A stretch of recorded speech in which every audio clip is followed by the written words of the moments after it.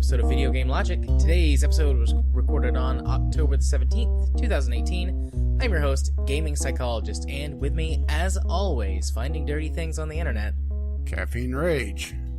On today's show, we're going to be talking about our game giveaway once again. We'll be discussing the games we played this week.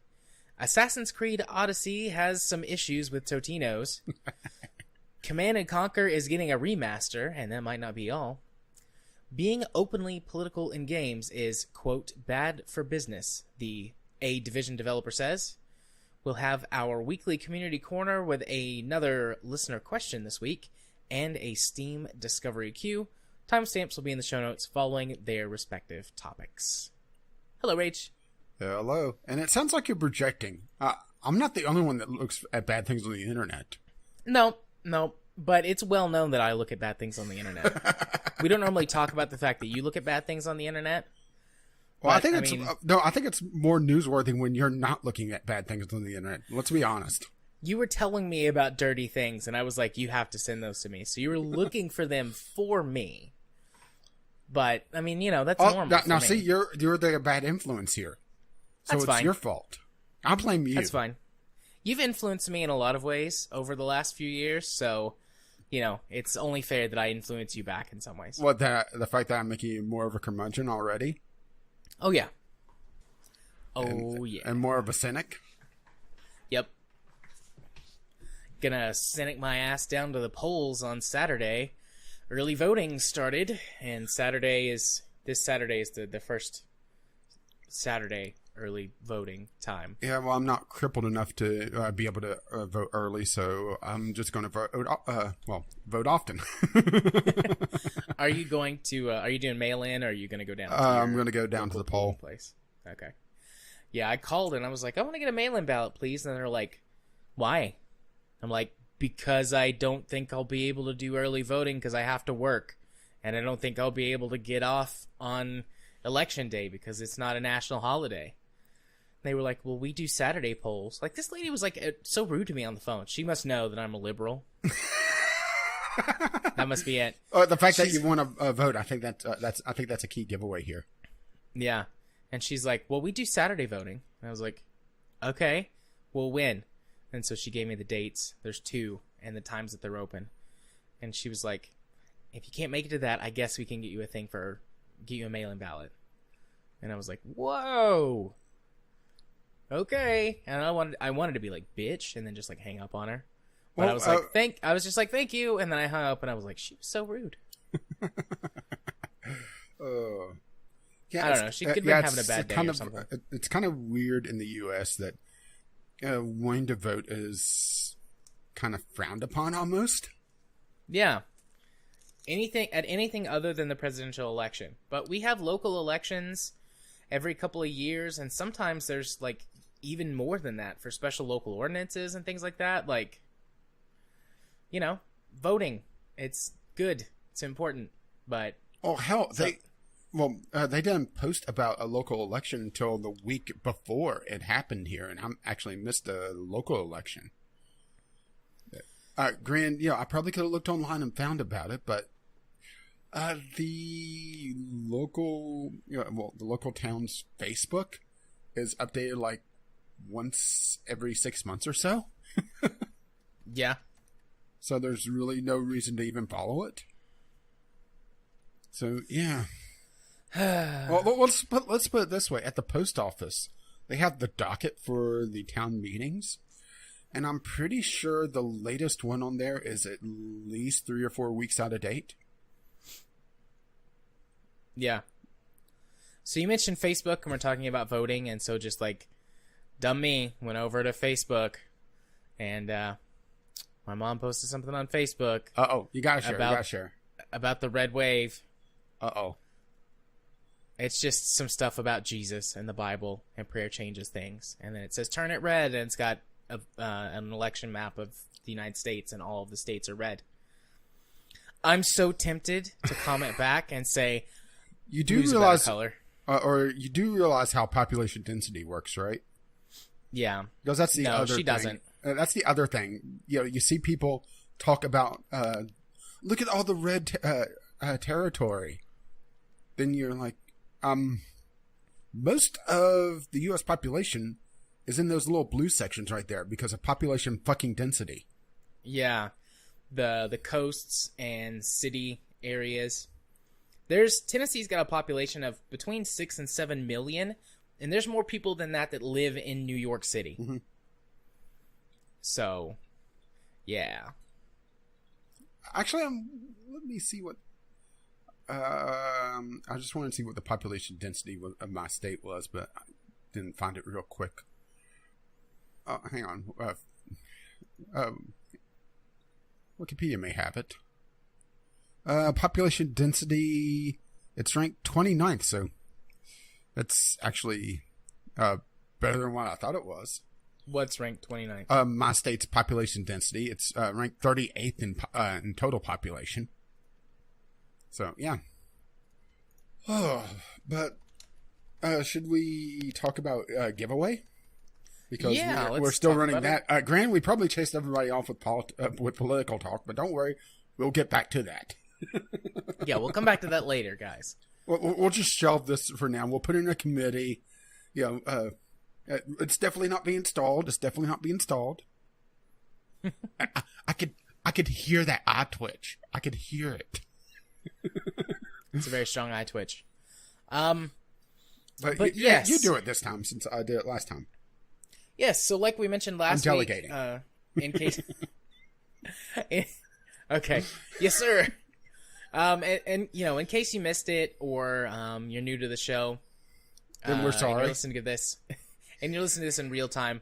We were contacted by the developers of a game called Night Team 4, and that is a hacking game, and they gave us some keys to give away to our audience.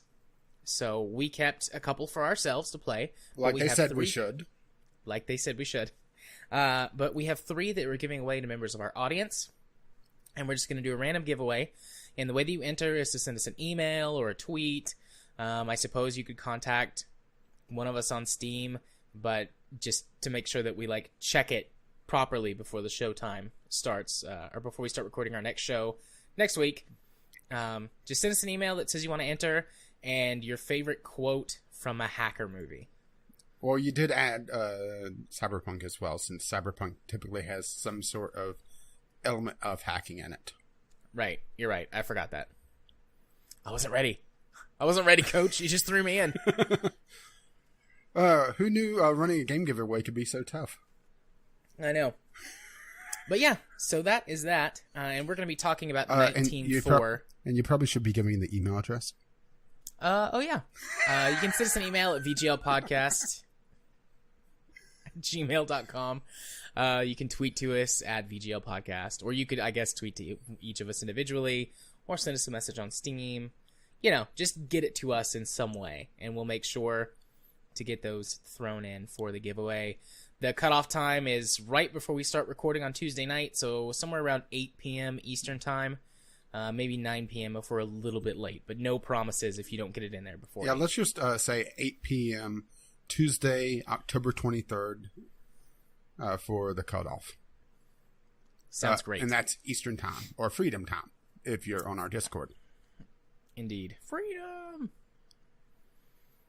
So, speaking of games, why don't we move on to talk about the games that we played this week?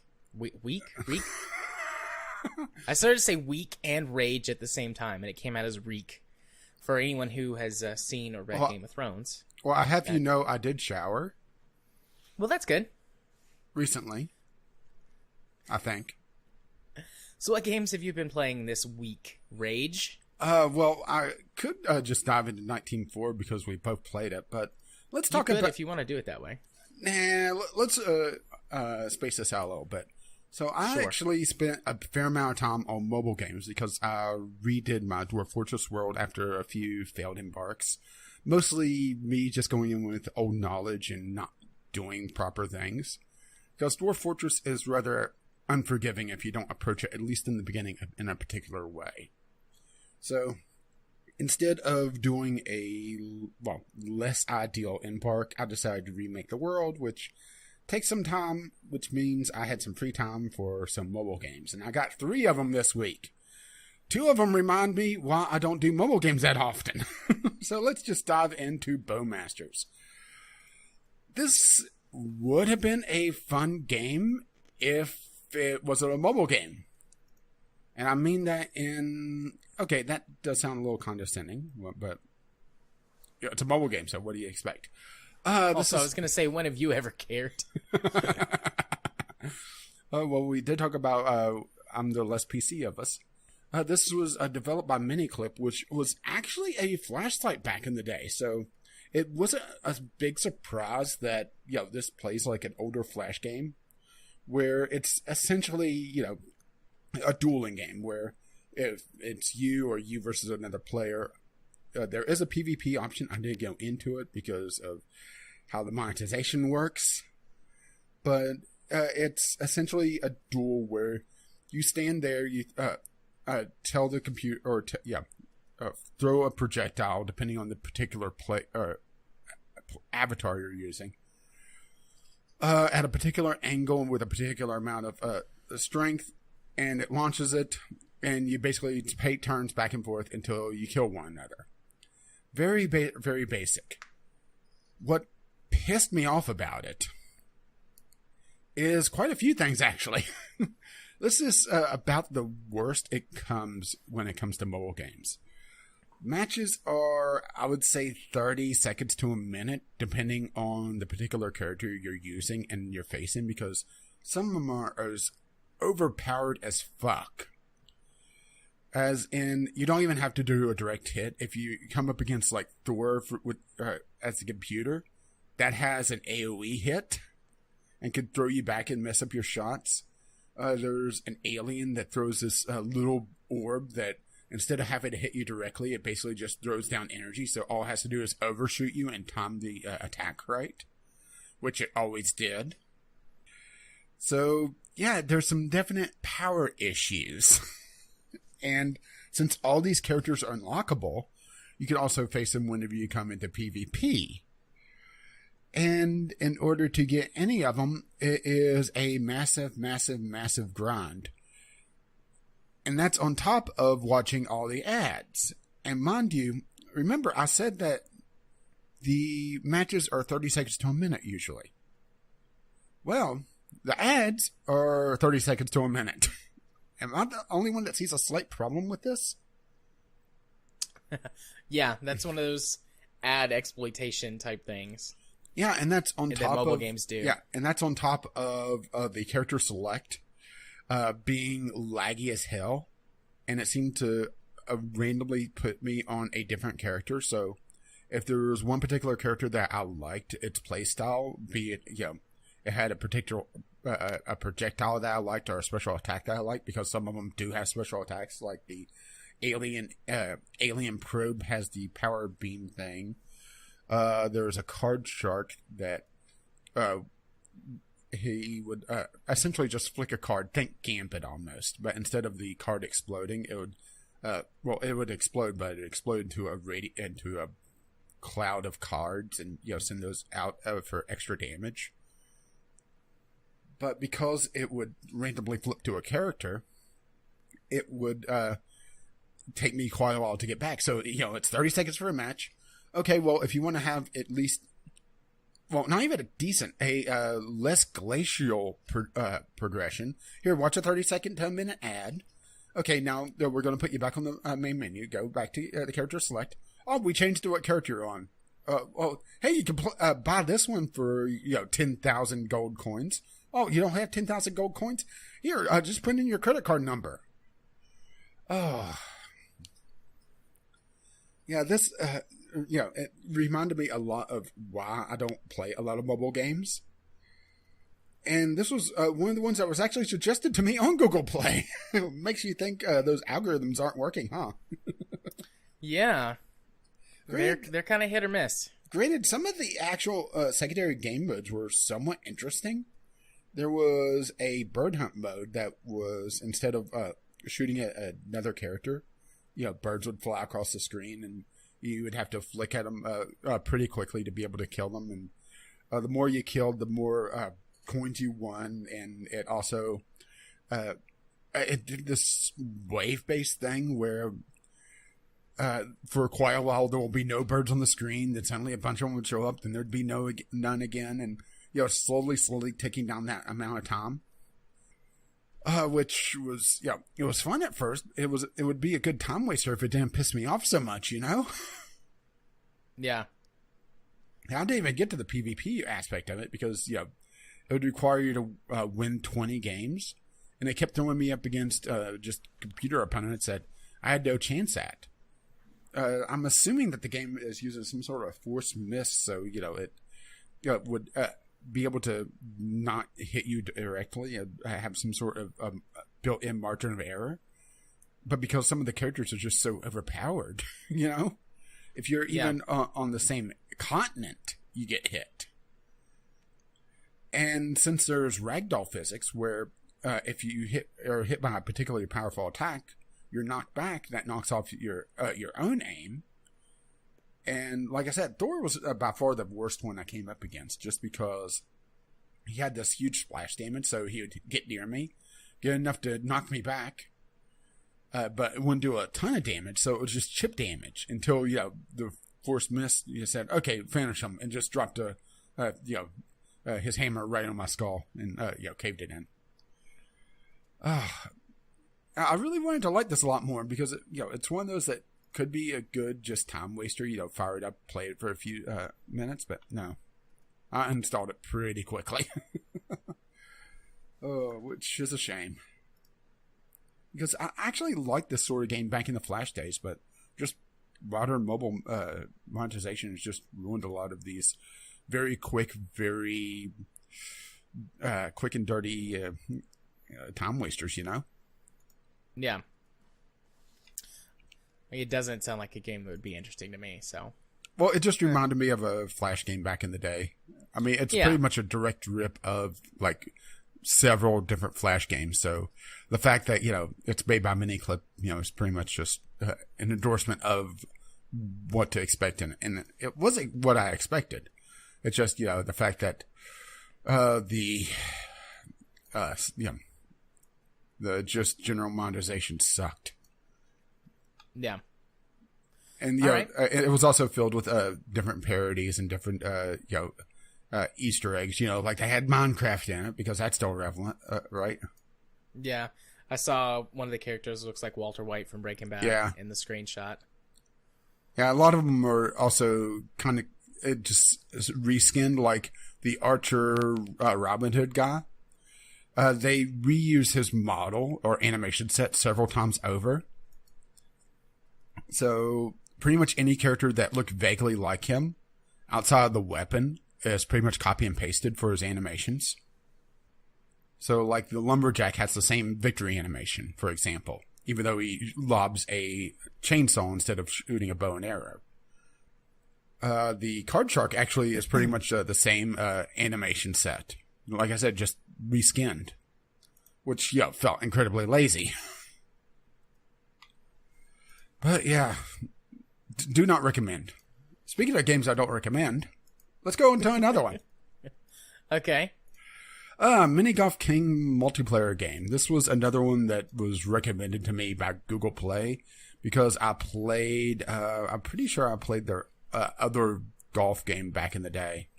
Yeah, this looks a lot like... this looks a lot like one of the golf games you played. Yeah. It doesn't show it on their developer page, so it may just be, the fact that all these Golf Rival or Golf Battle or one of them, I think it was Golf Rival, actually. No, that's not it. It must be Golf Battle, then. No, that's not it either. But, the icons on these are so generic, How many times can they have a golf ball getting hit by a club, right, as an icon? No, I'm serious. I know, but at least...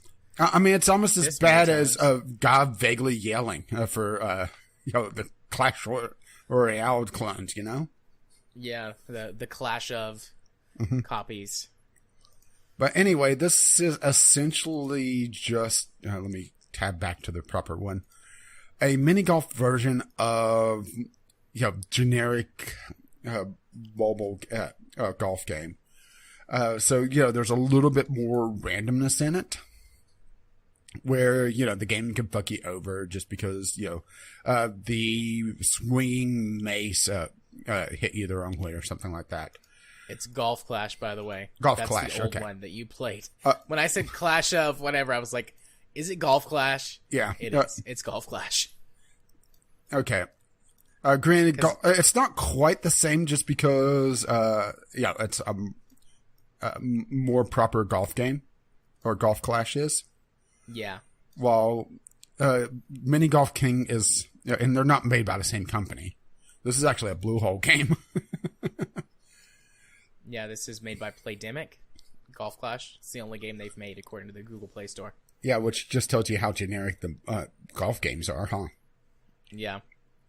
But technically, there's other clubs, but the putter, and it has wind in the game, but honestly, I don't notice that much of a difference. And it's one of those that it says that you're playing against other people, but if they are, they're so fucking stupid, I don't know how they are able to even hold a phone, let alone load up a game. I mean, let's just put it this way. There was one person I came up against, and I use that in massive sarcasm quotes, that would hit the ball at, I would say, about 5% power. So it just roll a little bit, stop. Their turn comes again. It rolls a little bit.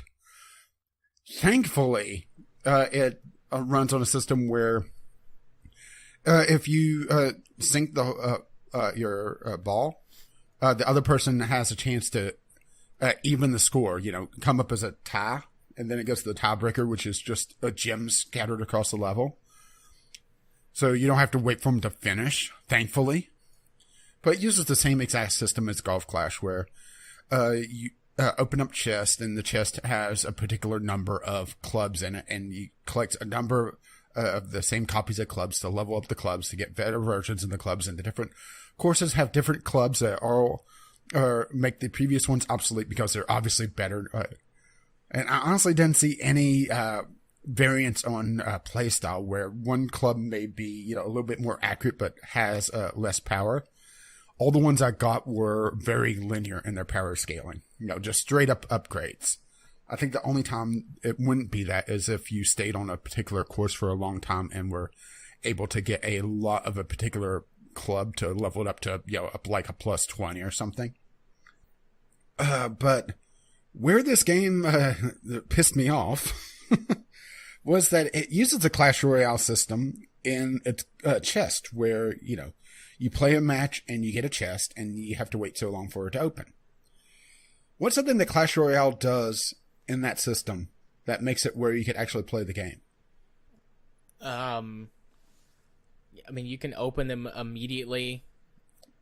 Sometimes it also doesn't, it lets you keep playing even if your chests are full. You just can't earn new chests. Which is pointless in this because you're betting your money. So you're only getting a little bit of currency and you're not getting any progression. So it'd be pointless in that. What I'm looking for is queues. You're able to queue up your chests, right? Yes. In this, you can't. At all. Oh. You start opening a chest, and then you come back 2 hours later and start the next one, manually. If you filled up all your slots, then tough shit. And the longest one I saw was 4 hours. So, come back in 4 hours, start opening another chest, and either close the game immediately, or refill that slot with a chest that may take a half an hour. And even then, you're playing one course that is a couple minutes. It's not even a course. It's one hole.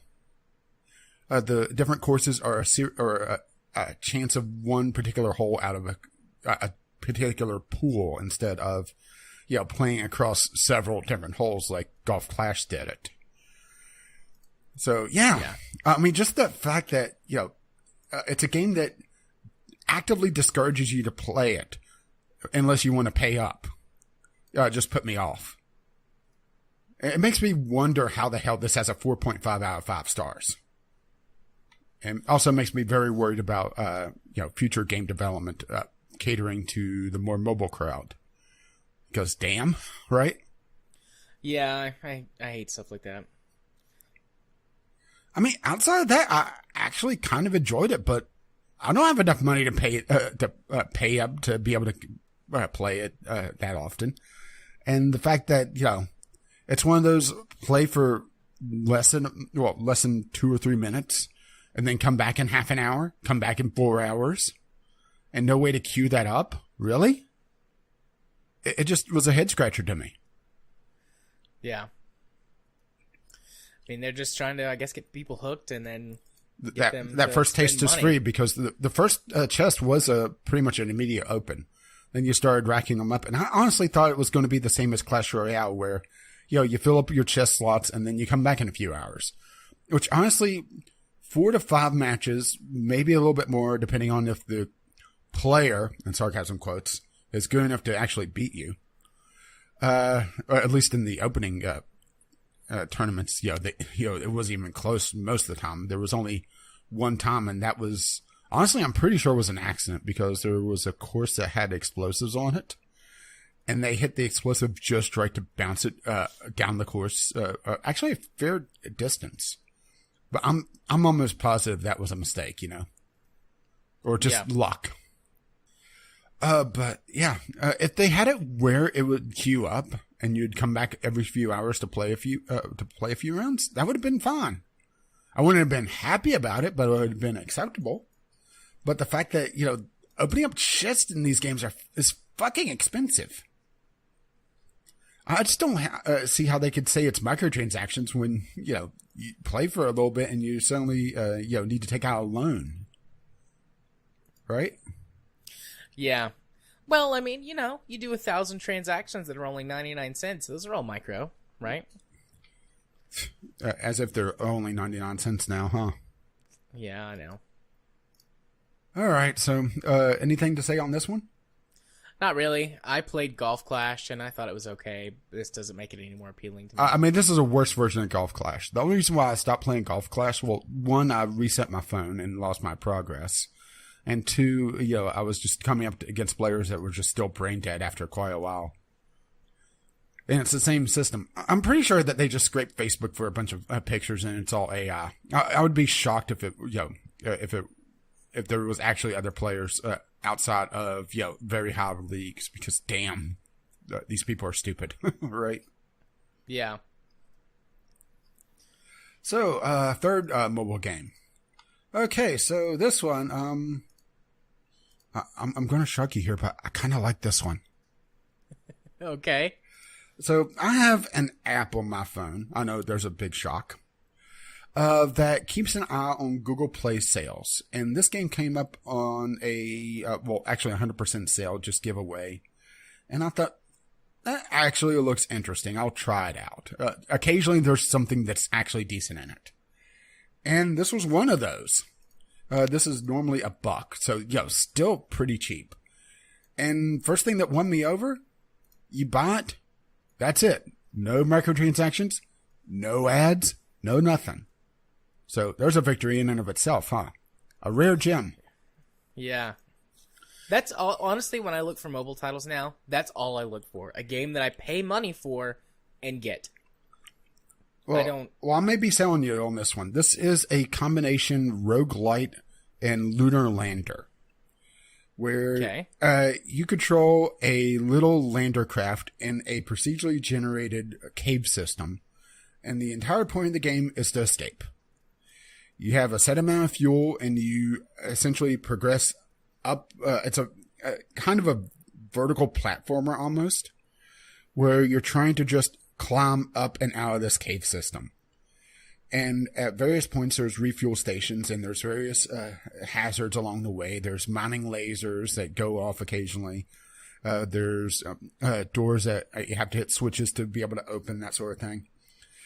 And it actually has a fairly decent, at least in the beginning, progression curve, where you may look at the screenshots and you see these little green orbs. Those orbs are lithium orbs, I think, if memory serves. And they're the progression currency. The first tier of progression all your ship stats, your hull strength, your shield strength, your tractor beam, fuel, etc., is 400 orbs, which is like 2 or 3 decent runs. And the first upgrade is actually quite substantial, which increases your chance of progressing further up to the cave system, which also allows you to net more, and it has a very pleasing progression loop. And it also has power-ups along the way. So one that is very good to pick up very early, granted these are all randomly generated and randomly placed, is a 2 times lithium pickup where, instead of picking up 1 orb, you're picking up 2. Instead of picking up the 3 cluster, you're picking up 6, and it allows you to progress a lot quicker. And there's also little things like fuel pods, a proper tractor beam, which that's what the tractor beam upgrade works off of. Shields, there's radars for the refuel stations, there's radars for pickups, well, for treasure collection, which the treasure collection I think is the weakest point of this, where it's literally just a collectathon and it doesn't really do anything as far as I could tell. But overall, it's not a bad little game, especially for a buck. It controls it uses the gyroscope scope to steer, and then touchscreen to essentially just fire off the rocket. And for my phone, it worked perfectly. Took a little bit getting used to, because it's you can invert the controls, but I just kept it default, where essentially you're kind of tilting the phone towards where you want it to go. So as you tilt the phone, you're essentially creating a new up for the rocket to point towards. But yeah, it's a very interesting little title, and it's been a little bit of a time waster for me for the last few days. 3 or no, I think it says 4 different areas to be able to go through on the store page. Each of them starts to introduce new things. So the opening area, at least at the start, was pretty much just the cave system. Then I started coming up against these mining lasers. Well, on my next playthrough, I started seeing the mining lasers a lot earlier. So I think what they're doing is, as you progress through the cave system and unlock different areas, it's also unlocking the hazards from the those areas as well. Granted, they're a lot rare outside of their native area, so I don't see mining lasers too often in the first area, but they do show up. In the second area, I occasionally see mines from the third, and that sort of thing. But yeah, a fairly enjoyable, just little time waster. And this is what I really wanted. Just something to pick up on my phone and toy around with for a little bit. Nice. It does sound intriguing to me. I'm not sure how I feel about using the the gyroscope to do. Yeah. I wish there was a demo to be able to, to see if your phone works well with it or not. But yeah. I don't see one on here. And if you play a game, you can't refund it on the Google Play Store. So I thought there was a refund policy. I think it's just if you buy it, but then you don't use it, you've got 2 weeks to refund it. You might be able to refund after you played it a little bit. I've never actually tried to refund anything on Google Play. Let's see. I'm just seeing what the refund policy is now. Refund policy. Within 48 hours, you may get a refund depending on the details of the purchase. After 48 hours, contact the developer. So it looks like you do have a short window. Okay. So it'd be worth at least checking out if you're into that sort of thing. It doesn't. It has a kind of a binary rocket system, so it's just on or off. But it does have a fairly decent physics system.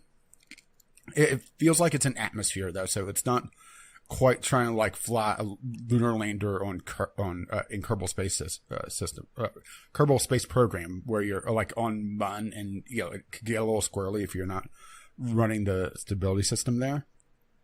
You know what I mean? Yeah. Really, my only complaint about it. Well, I have 2 complaints. The collection system is just there to add points, but also some of the secret areas, because this is a roguelite, so there are going to be secrets. They're usually accessed through a tunnel, which I don't think the screenshot shows. If you're looking closely, you could spot them fairly easily. It's just like a lattice work. Okay. But whenever you hit the ground hard enough to cause damage, your lander bounces off. Well, if you get into a situation where you're bouncing back and forth in that tunnel, it could very quickly kill you. And just because of how the rocket handles its throttle, it's a little difficult to be able to navigate those unless you're pretty much on the money. There's a little bit of leadway, and the game is at least a little bit forgiving on just how much it allows you to impact the ground. It doesn't immediately cost you damage or cost you health just for impacting, for just brushing the ground, which is nice. You know, it's a little bit forgiving on that. But it can kind of screw you over if you're not careful on that. But, you typically don't have to go after the secrets. And the fuel upgrade, I think, is the most important thing on this, where it gives you more options or more leadway on missing a fuel station. Because it's procedurally generated. Sometimes the fuel stations may be an alleyway to place, or it may have a branching path where it kind of goes around a fuel station if you go in the wrong direction. Granted, there is fuel station radar that you can pick up to be able to try to alleviate that. But starting in the third stage, it starts to really get a little bit claustrophobic and a little bit snaky. And it's a cave system. So it can sometimes be a little bit tough to tell. But then again, I'm also barely upgraded. I think I have the first tier of upgrades on 3 systems so far. And it goes 400 points in 1,000 for the second tier. So I've just been upgrading like my hull strength and that sort of thing to try to last a little bit longer, because sometimes, the cave system does kind of screw you over, but that's roguelite for you. Yeah. But yeah, not a bad little game. I was rather impressed with it. I'm glad I picked it up. And I did pick it up for free because I just saw it on sale. But yeah, I would say it's worth $1. Sweet. Well, I will... is your feet cold for hell freezing over? No, this happens every so often. You find a game you like. Yeah, me recommending a mobile title. It happens every great once in a while. We'll see if you get 2 recommends in a row. Let's go talk about the game that we received keys for. Yeah. Night Team 4. I get to contribute. So the reason that I don't have any games to talk about this week is I got really sick over the weekend. I took 2 naps on Saturday and 2 naps on Sunday and went to bed early both nights. Like, I just felt like garbage. So I played a little bit of American Truck Simulator. I believe the proper term is blah. I played a little bit of American Truck Simulator, which I've talked about that the last 2 weeks, and there's nothing new to talk about for that for me.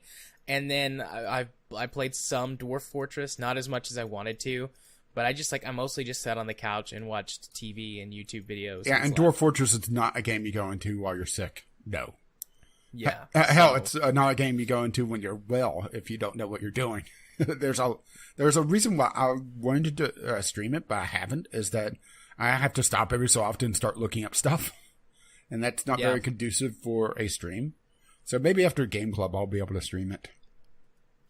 So, but I did make sure to get a couple hours in Night Team 4 so I could talk about it this week, the week between our 2, the week before the giveaway, after we announced it last week and whatnot. So I played it for a couple of hours, and you played it as well. About how long did you play it for? I played it for about 3.5. Okay, so you played a bit longer than me. Yeah, I streamed mine.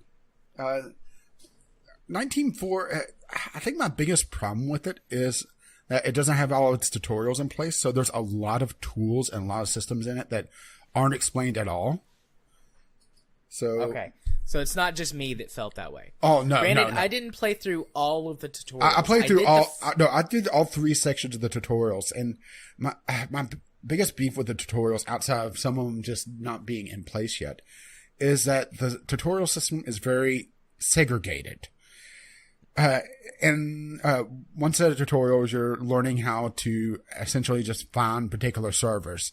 Then on another series of tutorials, you're taught how to find particular files and find connections, but there's never a connection between those two systems. So whenever you're sent out into the wild, because technically I would say this is a sandbox RPG with also an optional campaign, along with some procedurally generated multiplayer stuff as well. Yeah. So we're throwing in a lot of industry terms, but there's nothing really connecting those two. So once you're sent out into the wild, you're never quite sure when to go from one set of tools to another because it never really kind of brought everything together. If that makes any sense? Yeah. So I played through the first set of tutorials, the first grouping or whatever, and then they're like, okay, you're ready to go do your first mission, or you can hit the advanced tutorials. I was like, sweet. I'm doing okay. I'm starting to wind down. I'm going to go hit the first mission. I do the first mission, and it's like, this is shit that was not covered in the basic tutorial. It was hardly okay. It was hardly covered in an advanced tutorial. I was going to say, so I'm going to go hit the second set of tutorials. And then I was like, okay, some of this is covered, but some of the things that I need to do are not. And I'm like, I guess I could keep doing the tutorials or try and figure it out on my own. Which, to some extent, I kind of like. They blatantly said at one point that you'll eventually have to Google search some stuff, which for streaming isn't exactly a great experience. Which is also why I haven't been doing Dwarf Fortress. Yeah, but so just in case somebody doesn't know, Night Team 4. That's Night Team 4. I'm not sure if I said as in fort. Yeah. Or if I said 19-4 last week. I don't know if I said it too fast or if I said it wrong, but Night Team 4 is a hacking game where you work for like a top secret, topper secreter than Department of Defense, CIA, above your pay grade. Yeah, it's a hacking organization, and so you're doing hacking, and it's somewhat realistic.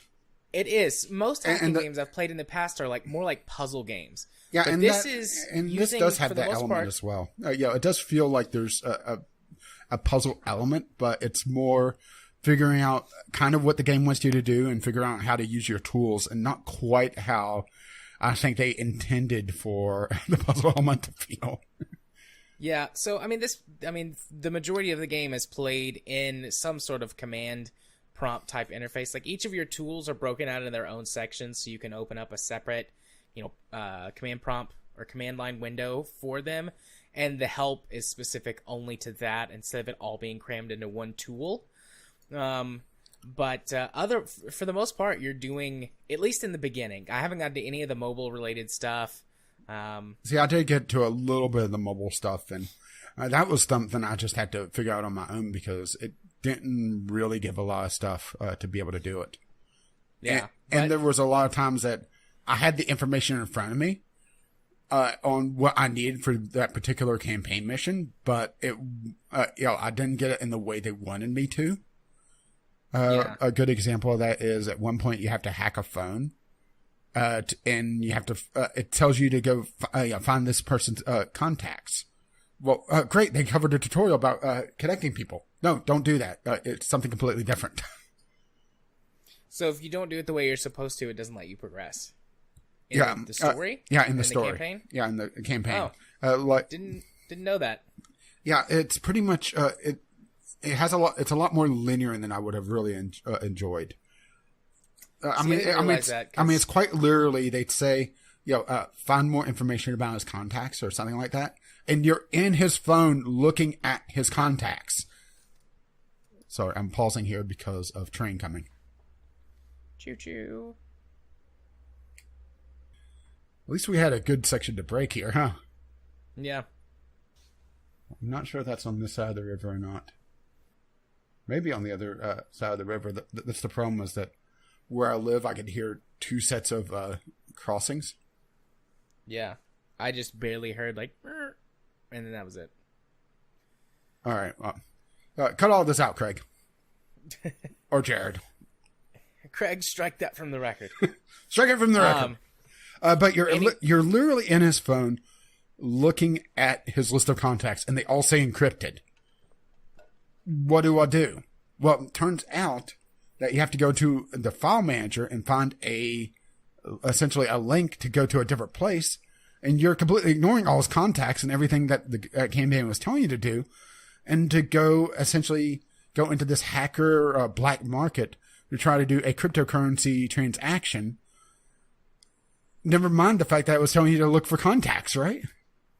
Yeah. And where I got screwed up is that it wanted me to do a transaction with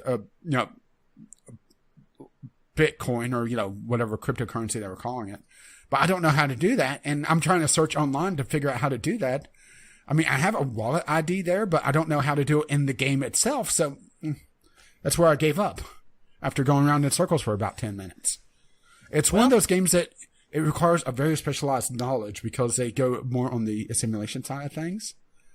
Yeah, I was going to say this feels much more like a hacker simulation as opposed which isn't a bad thing, but I don't have the knowledge to be able to play it, and I'm not sure if I have the patience to be able to sit there and Google every single step because I'm already doing that for Dwarf Fortress, but I already know kind of half what I'm doing there. I have some very basic skills in this. I did a bit of app programming and whatnot back in, late high school, early college days.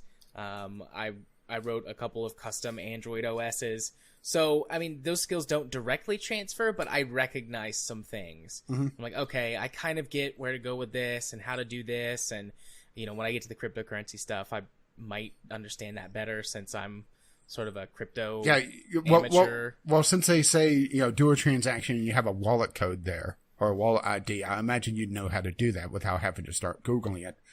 And then and Google basically spitting out a bunch of articles about how Bitcoin is crashing. Oh, good. It's crashing again.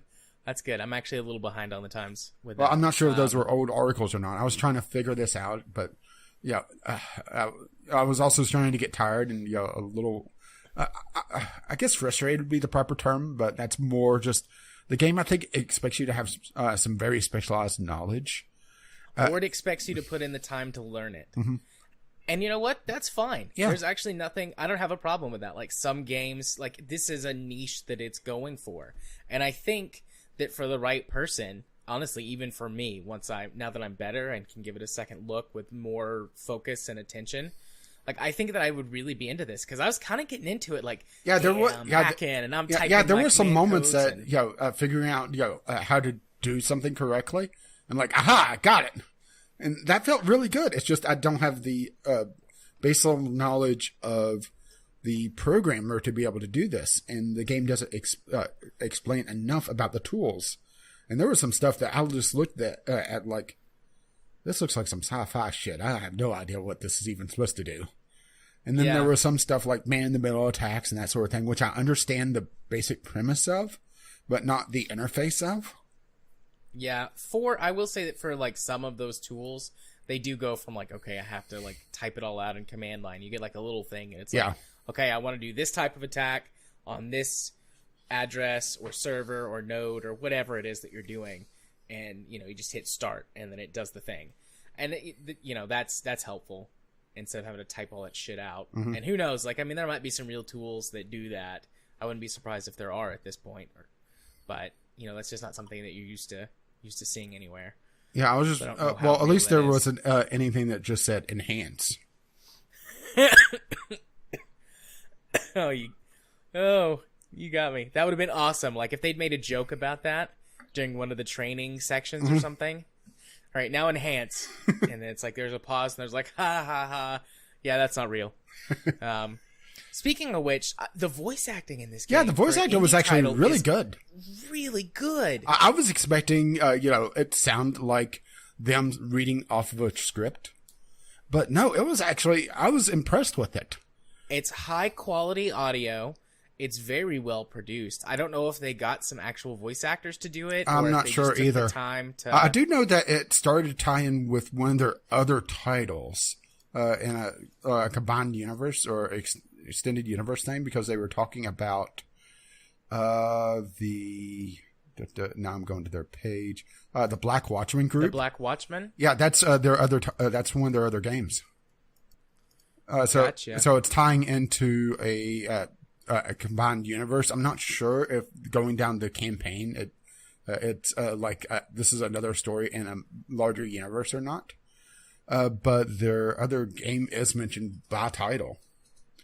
Yeah. And they do have a bundle, which includes Night Team 4, so it wouldn't be surprising that there's a combined story there, or at least elements from an overarching story.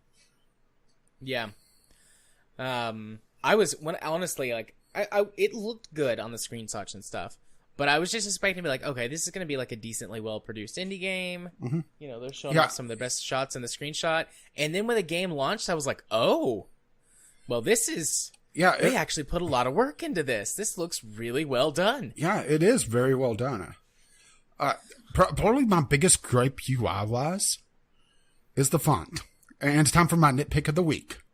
There's just times that it's very hard for me to, for one, to read because it's a little tiny on my screen. There's probably something in the options menus that I've missed to be able to make that larger. Okay, there's not. There's not. Those options menus are very sparse. But this is also an early access title. The other thing about the font is that sometimes it's a little hard to tell if there's a space or not. And for some of those commands, that makes a lot of difference. And yeah, it's like I said, it's a nitpick, but in a way it isn't, because, there's a lot of reading. There's a lot of typing in this game. So be able to actually read what you're doing correctly, does help. Yep. My biggest gripe, my main, I don't know if you call it nitpick or whatever, is that this game doesn't have multi-monitor support. I'm sitting here well, I actually brought that up, and then I accidentally, there is a virtual multi-monitor support that they don't cover at all. Okay. Okay. When you say virtual multi-monitor, you mean... Okay. Go to one of the screenshots. Just for comparison's sake, second screenshot. It has the file browser on it, that sort of thing. Okay. Those squares to the right, those are virtual multi-monitors. Yes. Okay. Nope. I got you there. I accidentally activated that, and that's the closest the game gets. But it definitely discovered that. Yeah, it definitely could use proper multi-monitor support and make the UI bigger. Yeah, I'm sitting here going, if I was doing this job for real, I would have 2 or 3 or a whole bank of monitors to just have all of this shit pulled up at the same time all the time. Mm-hmm. Why can't I use both of my monitors? Designate one as a primary where I'm mostly doing stuff on, and then throwing other shit off to the side, because it's scrolling or going back and forth between the virtual monitors and trying to have multiple tabs up. Yeah, and some copy Windows, and paste.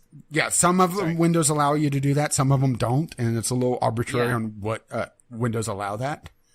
Yeah, There was a couple times that I wanted to copy and paste a long command and just do it on another, set it up for especially the search engine tool where it could take a while. Yeah. I tried to do that against multiple things, and it was kind of hilarious. I was trying different ones, like DuckDuckGo didn't work, but Yahoo did. Yeah, Yahoo, Bing, Google, Ask Jeeves. I didn't try Ask Jeeves just because they said it went or it was something old like Ask Jeeves wouldn't be that useful. But then again, who knows, right? Yeah.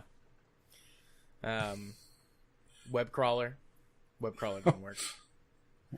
But what's the one with the dog? Was it just dog.com or was it? I don't remember that Dig. one. It was a search into a little dog, and it was like he was digging in the ground, and you search into the. I don't know. I didn't try it. That just popped into my head right now. But yeah, it was interesting, and sometimes you'd get different results from different ones. Mm-hmm. The stuff that I liked the most, and this is probably more of that procedurally generated content in the, what's that mode called? I don't recall what the multiplayer mode is, but essentially players could generate missions and just load them up to basically what's the workshop, and the workshop generates a mission every so often for the single player campaign. And it looks like there's some sort of almost Watch Dogs-esque system where people could break into your single player campaign. Yeah. But I didn't get far enough to be able to activate that. But what I liked the most, honestly, was the more freeform. Like, a couple of the training missions were more freeform. It's like, okay, do the thing, figure out how to do the thing, and it's like, okay, I'm gonna do the thing, and then I could do stuff my own way. Yeah, and some of the tools are kind of mirror what you could do. Like some of them are, especially the dictionary attack and the search engine attack. Both of those are essentially the same idea, but a different way of approaching it. And I like to be able to have that freedom. Yeah. But yeah, then you start getting into tools that's not explained at all or barely explained, and some of the advanced functions are just, there. Yeah.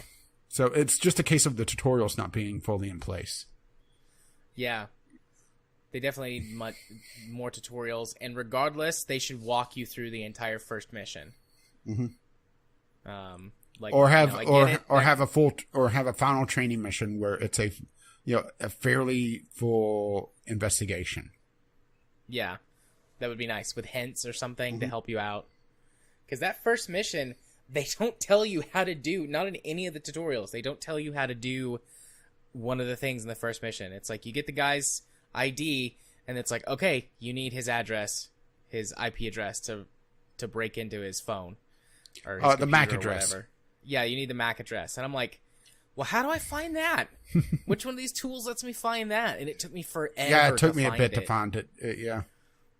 So, but that may just be a case of the developer knowing the game a little bit more than a lot more than what we do. So, that bias of being able to know exactly how to handle everything, but not be able to explain it that well. Yeah. Oh, overall, and this is more of a first impression because neither of us. You said you got through all of the tutorials. Yeah, I got through. You're on what mission? I was in the 3rd chapter. Okay. Which I have no idea how much of the game's story is actually in it so far. But like I said, I got hung up on having to do a essentially Bitcoin transaction, which I had no idea how to do, and especially not in the game. Yeah. And then I got through about half of the tutorials. I did the basic tutorial and then like the first advanced series of tutorials. Yeah, which the advanced stuff focuses more on files. Yeah. Which doesn't help as much. So I did those and then the first mission. But overall, like, what do you think about it? It's definitely a very niche title. But overall, I liked it. It's just, it's one of those games that I'm not quite sure it's for me, but I could appreciate that it's well done. Yeah. I quite liked it. It is a very niche title, but it shows a lot of promise, and you can tell that they've put a lot of work in so far. And yes, it's got some areas that are a little bit lacking, particularly the tutorials, and some of the in-game tools needing better explanations. But it's a great start, and I think that if they keep, developing it with as much care as they have so far, this is going to be a great game for someone who likes this sort of thing. If you don't like this sort of thing, if you don't like complicated games, if if computer code makes you like cry and hide in the corner, this is not a game for you. But if you find that stuff interesting, or you already have some basic interest or knowledge in it and want to learn a little bit more, but not quite have to go full blown like into hacking, it's great for that. I really enjoyed my time with it, and I'm gonna play it some more now that I feel better. Maybe this weekend, but definitely in the next couple of weeks. With Game Club coming up, I really need to get some more time in Dwarf Fortress. But in the near future, speaking of complex games that require a lot of Googling. Yeah. In the near future, though, I'm going to be playing this a lot more. According to this, it's going to be a pretty quick early access title. 8 to 10 weeks with 4 main updates. Then a main season content update plus 2 open world events. It'll be interesting to see what they do with the open world, because they hint at a lot more going on there, but it's mainly focused on the campaign so far. Yeah. Definitely. But be able to find things. That's something. Was it hack.net or there was another hacking game on Steam that it kind of just threw you into the deep end. It was a little bit more on the simulator side, but had a fair amount of sci-fi elements. Where, in order was it the game where you actually had to learn how to code? I think so. I'm drawing a blank on the name of it. Yeah, and I'll try to search on Steam, and I'm getting the website crashing. That's not promising. Yep, that's not good. I mean, YouTube crashed yesterday though, so maybe cats people and are dogs living together, all that jazz. Yeah, maybe somebody's hacking Steam right now. I'm wanting to say hack.net or hacknet. Yeah, if it's not this one, it's another one. And searching Steam hacking, I found a lot of people that's been fished. Is it hacked hentai prison? Let's go with no. Aww. And the hacking tag on Steam is very lackluster. And I strongly disagree that Watchdog should be on that. That's more sonic screwdriver hacking. Yeah. But yeah, there was another one that was just you go out there and find the story yourself. And there was a lot of options to be able to go into various groups that you probably shouldn't. And there was also a bit of moral choice, be able to do various things to help or hinder. So it would be interesting to see them go that route, but I'm not sure if they're going to. Yeah. But hey, RimWorld's out right now. There's a big banner for that. Woo! Sarcasm? Yes. I mean, eventually, one day I'll play RimWorld. Oh, don't worry. I'll force it. Like. I'll force it on you in Game Club after you force me to play Factorio. We can do back-to-backs. I'll even do RimWorld first. Adjust in my. Nah, I probably wouldn't want to do that. I think I'll end a palate cleanser after Factorio. Fair play. All right. Well, that does it for the games we have played. Yeah, this week. and right at the hour mark. Indeed. So, I forgot to clear out the stuff from Discovery Queue last week. I'm going to do that right quick and then move along to the first. So we do deal with the Discovery Queue? We doobly don't. Anyways. First up is Totino's. Indeed. So this is more of just like a fluffy, funny news piece that you found. Yeah, this showed up on my YouTube feed from Sid Alpha, a game journalist that I follow on the YouTubes. And he was talking about a debacle with Totino's. And I thought, what debacle? I haven't heard anything about this. So I clicked on it. And it was just hilarious. So, Assassin's Creed Odyssey, because it's a AAA game, has to have a tie-in with some sort of junk food, because that seems to be a thing now for AAA gaming. And it's been a thing for a while. Back from the Dorito and Mountain Dew days. What, the Dorito Pope? Yeah, but now there's lots of different tie-ins. But anyway, Assassin's Creed Odysseys is with Totino's Pizza Rolls. And they have it where you could put in codes to unlock weapons, to get boosters, because, you know, you definitely need the boosters to be able to enjoy that game, it seems. Right? Uh-huh. And also, get me started again. I don't know. We may be getting you started with this one.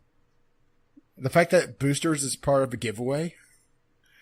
But also there's an Xbox and, you know, the various presses. But the funny thing about this is that Totino's, in their infinite wisdom, put the unique one-time use, definitely shouldn't be seen by the public code on the outside of the package. Yes, the outside. Where people could see the code, take photo of code, go home, or hell, not even have to go home, but type it in while they're standing there in the freezer at the Walmart or whatever store, and use said code, and then put the package back. Yep. What the fuck, right? Yeah. Yeah, that's... This was something I had to...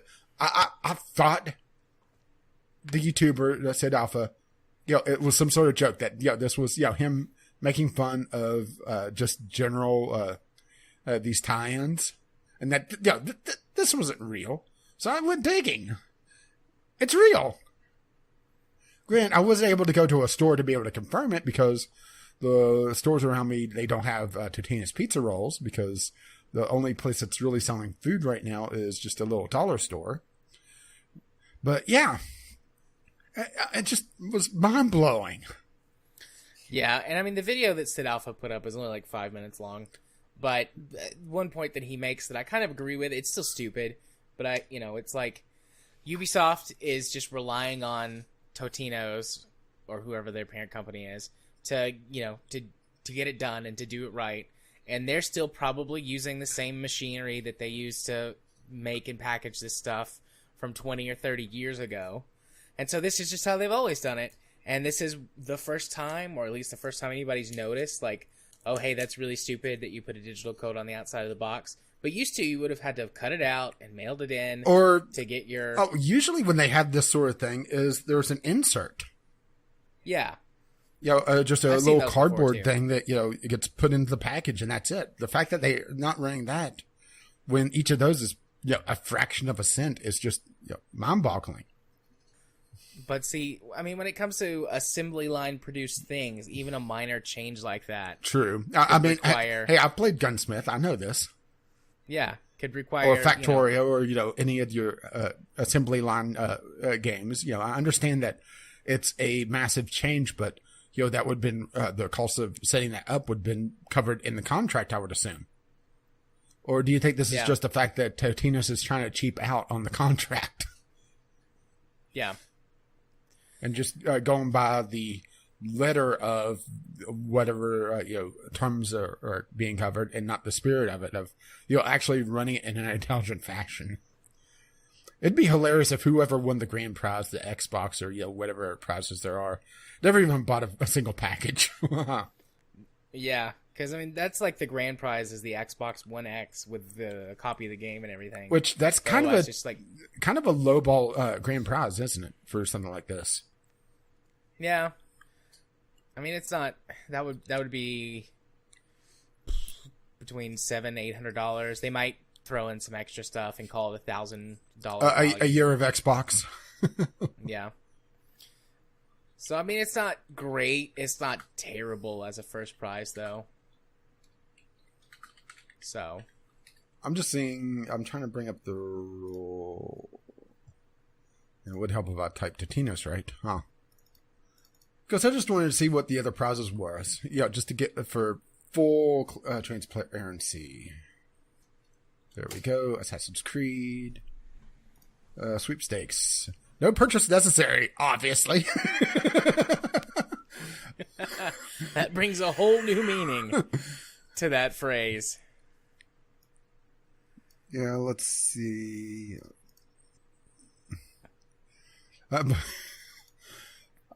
Okay.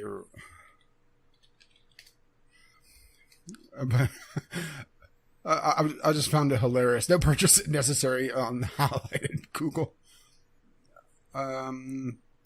There's 20 grand prizes. Each grand prize winner will receive the following package: Xbox One X game console, Xbox One Gold Edition digital code of Assassin's Creed Odyssey, so they don't even get a physical copy, an event-exclusive helmet, a Spartan shield, a Ubisoft hoodie, and a signet ring and puzzle box. Approximate retail value $770. And there's 20 of them. Yeah, that sounds about right. So, not the best price, not the worst. I'm not going to go buy any pizza rolls. At least for this. If they were on Bagel Bites, that's a different story. The fact that... okay, here's something. One of the prizes is a copy of the game itself, but people are buying these for boosters and stuff. So, yeah. That would, stand to reason that people would have this game to begin with, wouldn't it? Probably. But, I could see some kids, trying to get it. Like, Mom, buy me some pizza rolls. I want to get the Assassin's Creed. Oh, okay, honey. I know you like the pizza rolls. We'll get some pizza rolls, and then maybe you can get that video game. I'd much rather spend $3 on a box of pizza rolls and $60 on a video game. Never mind the fact that, the odds of getting the game itself is, pretty low. You have a better chance of getting struck by lightning. Yeah. Uh. For a lot of competitions, like if you enter lots of them, you stand a decent chance to win stuff because you're just sort of playing against the odds, Mm-hmm. and you don't go for like the big giant competitions like this. You go for smaller ones. I won a bunch of shit doing this in college when I had all the free time in the world. I read something about somebody doing this online, and I'm like, were you living in somebody's closet at the time, or was that a different documentary? No, that was a different document. There's a documentary about somebody doing that? No, there. And now I'm blanking on the name of the damn movie. It was the one with the laser. Real Genius. One of the subplots was a guy that was in the college beforehand. He was living in this guy's closet in this like secret passage, and he would just constantly send off sweepstakes entries to different things. I've never seen or heard of that, but that's amazing. And he calculated that running all these machines, he would win approximately 60% of the prizes. And at the end of the movie, he shows up in this motorhome that he won with a trailer of just random shit. Yeah, I won a bunch of stuff doing it. Probably like, I don't know how many I entered, 150 or so. I won maybe 25 or 30 things. And it was like pair of branded socks or grand prize right there for you. Plates. Yeah. Like or a set of like cups and bowls or... I mean, I enter stuff every so often just as a lark, but usually it's like the Amazon giveaways. Yeah. And somehow I ended up on tobacco mailing list, so I just ended up, all right, fine, you bugged me enough, I'd sign up. Actually, this week, from one of the tobacco companies, I won $30 on movie rentals online, streaming movie rentals. So, yeah, that's nice. It was a choice of either that or $30 versus two showings of a movie, which... Honestly, that wouldn't even be close to $30. It was $30 towards two purchases, and I'd just be going by myself. So yeah, it made more sense to just get the streaming movie deal. I was half tempted to just send it to you, but I thought, nah, I'll be greedy on this one. That's fine. You sent me tons of Redbox codes over the years. So yeah, actually, I got one last weekend, and I forgot to send it to you. Now that I think about it. That's okay.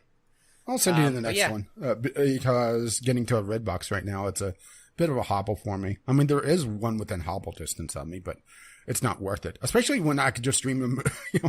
I got $30 towards movie rentals for the next like 8 months to use it in. That's a hell of a lot of movies. Yeah. I never won anything great. I won like a $5 Amazon gift card or something like that once. I won probably the best thing I ever won was I got a whole box. Like it had 500 Dum Dum Suckers in it. That was great. I was real popular because of that for a little while. But yeah.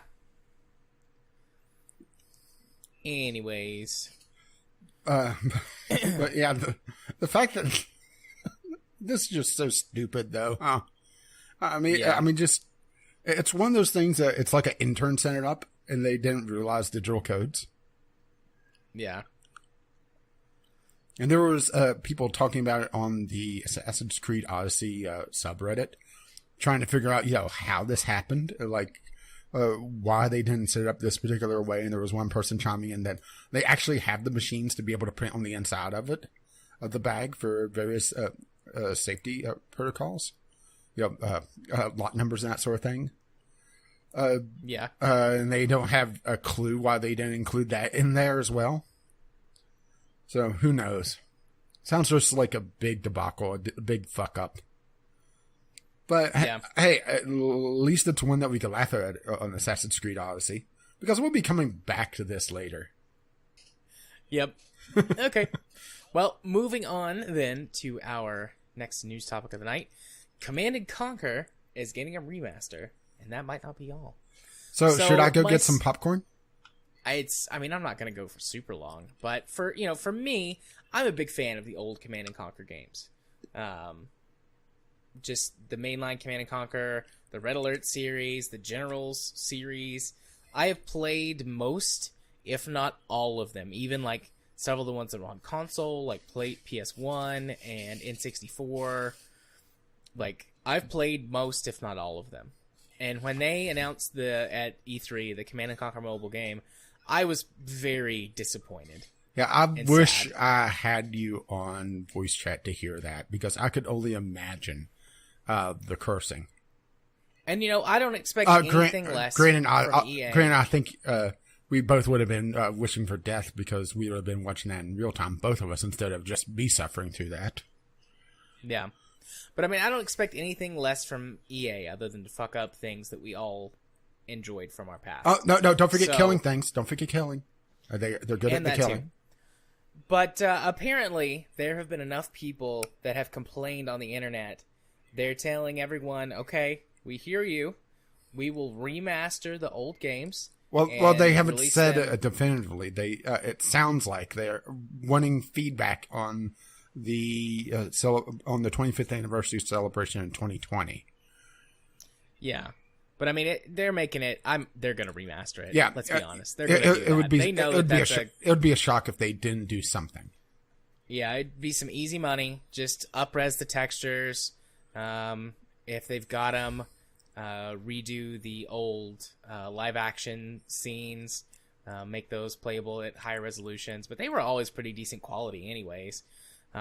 Even by like the late 90s, early 2000s, you could get some pretty decent resolutions out of those videos.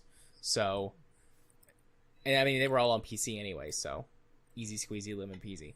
And they know that they could just make a bunch of money from people like me who would drool all over that shit, unless they put microtransactions in it. Well, promised. Let's be honest, I expect them to. But they promised. EA wouldn't go back on a promise, would they? I don't believe them as far as I could throw any of them. I don't believe them as far as I could throw the corporate headquarters, which is nowhere, because it's very heavy. But almost like it's a building or something. Almost. But if they put microtransactions in it, I'm out. Fuck you. I've still got copies of some of my old ones on disc that I could play and do some modding or, some INI hackery and get it running at modern resolutions, no problem. So if you're going to put microtransactions and shit in them, I'm done. But there seems to be some indication that they're going to do something else with it in the future. Wait, I just had a thought. They won't have proper microtransactions. Instead, as you play the game, instead of building units, you're acquiring loot boxes that open up for random units. I'm making a really unhappy face right now.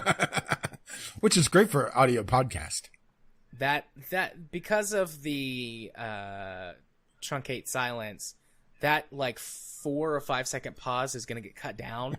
But there was like a 5 second pause there, and I'm just like making a very grumpy face at my computer screen. At you. I'm staring at Caffeine Rage on Discord and making a very grumpy face at you. Because honestly, I wouldn't put it past them to do some bullshit like that. But anyways, or at least in the mobile version of it, because there will be a mobile version as well. Oh, there already is one, and it sucks. Actually, there have been a couple of mobile Command and Conquer games in the past that tried to do the RTS thing with touchscreen, like I'm gonna say like 5 or 6 years ago, and they were, they were okay. They were better than what we just recently got, but low bar. They were just So, but the last thing of that sentence is, they want your feedback on blah blah blah blah blah. Get to the end. Our current thoughts for PC and what comes next. So yeah, but potentially they'll make a new PC game. I'll go granted. Even if they do that, even if they're like, holy shit, there's a market for this, we can make some money, I expect them to completely fuck it up with microtransactions. Or the reason why I have little faith whenever they put out the mass feedback, give us your thoughts, I could sum that up into two words. While the the general population on the internet, you shouldn't listen to them blindly. Bodie McBoatface. But I like Bodie McBoatface. Yeah, but the fact that that's everything now. Yeah, something face. Yeah. But yeah, I have little faith in EA to begin with. And to have this beloved franchise, yeah, I don't trust them. I trust them even less than you could throw them. Yeah. That's not very far. No, it isn't. And the fact that EA likes to meddle, all right? They like to toy with things. Sometimes that's a good thing, but when you're remaking something, no. Usually whenever you're selling a remaster, it's because the old version of that, it's very difficult to run. It's very ugly these days. So people typically want just a remaster, a upgrade of the graphics, maybe a little bit streamlining on the UI if it's a little bit cumbersome. But what I fully expect here is that EA will, in the middle of all the remastering and everything else, they'll start tweaking little things here and there. Just little changes, which will add up and add up and add up to bigger balance changes. And their older RTS games play very differently from StarCraft 2, which is, kind of like the definitive RTS these days. And I think that EA will eventually try to turn this into something that it wasn't. And like I said, I just don't trust them to not fuck it up. I don't trust them to not screw it up. Yeah. Granted, I don't have the history with the Command & Conquer series that you do. I think I played one of the Red Alert games, not one of the Command & Conquer games. Which I realize, they're kind of the same, but they're kind of not. If that makes any sense. I'm sure you could give me the exact breakdown. On what? On the difference between Command & Conquer and Red Alert. Yeah, I mean, they play basically the same. It's just Command and Conquer is their sort of sci-fi. Like, the original was sci-fi set in the distant future of 1990 something. 1990X. Came out. Yeah, it was like 1998 or 1999, something like that. Because the first game came out in like 1991. And it's sci-fi. Like, this mysterious crystal shows up on the planet and it's destroying our environment, but it's like has a ton of energy, and there's two basic, like, there's the first world and there's the third world, and they become pitted against each other. And the first world is like the EU and America and whatnot, and they're like, we'll be fine. And the third world is pretty much everywhere else, and they're like, we're fucked. All of the crystals are spawning here and killing all of us. And so it's like a guerrilla force versus like a high-tech futuristic force. Wait, we're fighting apes? And then Red Alert is like an alternate history sort of thing that focuses more on, present and real day governments and situations. But it's like, what if someone invented time travel and we went back in time and we killed Hitler? What does that do? Well, what if we invent time travel and then we went back and killed, like, Stalin? Or what? And it's like each of the games is like, well, what if we did that? Yeah, and then we learn why you don't go back and kill Hitler, right? Yeah, there's some spin-offs. One of the games, I think it's Red Alert 2, Yuri's Revenge, is like they go back too far in time. And they're like, oh, fuck, there's dinosaurs everywhere. We gotta kill all the dinosaurs and, like, build a base and fix our time machine and go back to the future. And it's like, they were both ridiculously silly, but Red Alert was more silly than Command & Conquer. And they just, like, they took the piss out of it. And it was great. All of those little comedic one-liners and scenes. And, I mean, like a situation where they go back in time too far and they have to fight dinosaurs. It's like, well, All right, I guess that's what we're doing now. And it's like they never take themselves too seriously. I started with Red Alert, and then I went back and played Command and Conquer, and then I played them both forward up to the modern day. I haven't played Command and Conquer 4, Kane's Wrath, whatever. or Kane's Revenge, or whatever. I haven't played that one. I've heard it's pretty universally bad, and that's the most modern one that they've made. So yeah, EA's gonna totally fuck it up. I mean, the fact that they couldn't even make a proper RTS, it sounded like it was all built around a mobile moving base. Yeah, those were introduced in Command & Conquer 3? Or Red Alert 3? I don't remember. But the mobile bases were a cool concept, but it was in addition to the traditional RTS stuff. And it was like a unit you could build and send it around the map for extra zone control. But, yeah, love me some Command & Conquer. Some Red Alert. You mean you're not excited for them to remake it? I mean, if they do a remake or a remaster and they just do that, no microtransactions, no changes, or maybe have like the old, like a lot of games will do this. They'll have like the classic one that's just like got the up-res textures or whatever, and then they'll have one that they've tweaked, and it's like, which version do you want to play? Because they did that with, with Homeworld Remaster, they put everything in the Homeworld 2 style. But that was good, because Homeworld 2 is better than Homeworld 1 in terms of... Or have it where, Tales from Monkey Island, where you were able to go in between the different graphic settings. So they had the more modern, sort of pseudo-hand-drawn style. But then you had the option to go to the pixel art from the original game. That's just been up-resed. Or, been refined to work at modern resolution, so it's not blurry. Do something like that, where you could have the original-looking game, or a more modern take on it, or a more up-resed version of it. But, once again, EA. Yep. I would like it if they took everything and put it in, like, the Red Alert 2 interface. That one was always my favorite. Because with Command & Conquer 3, that was their first console port, and so they started doing the radial menus and stuff.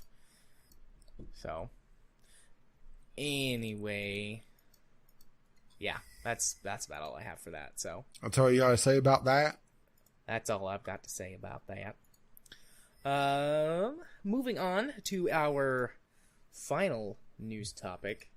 A Division developer says being openly political in games is bad for business. Well, you should say The Division. The Division developer. Ubisoft. A developer of The Division says that. And you know what? He's not wrong. I will give him that. Yeah, well, I mentioned it during pre-gaming. The fact that Bethesda is viewed as left-leaning now because during the Wolfenstein... I think it was Wolfenstein 2's pre-release marketing.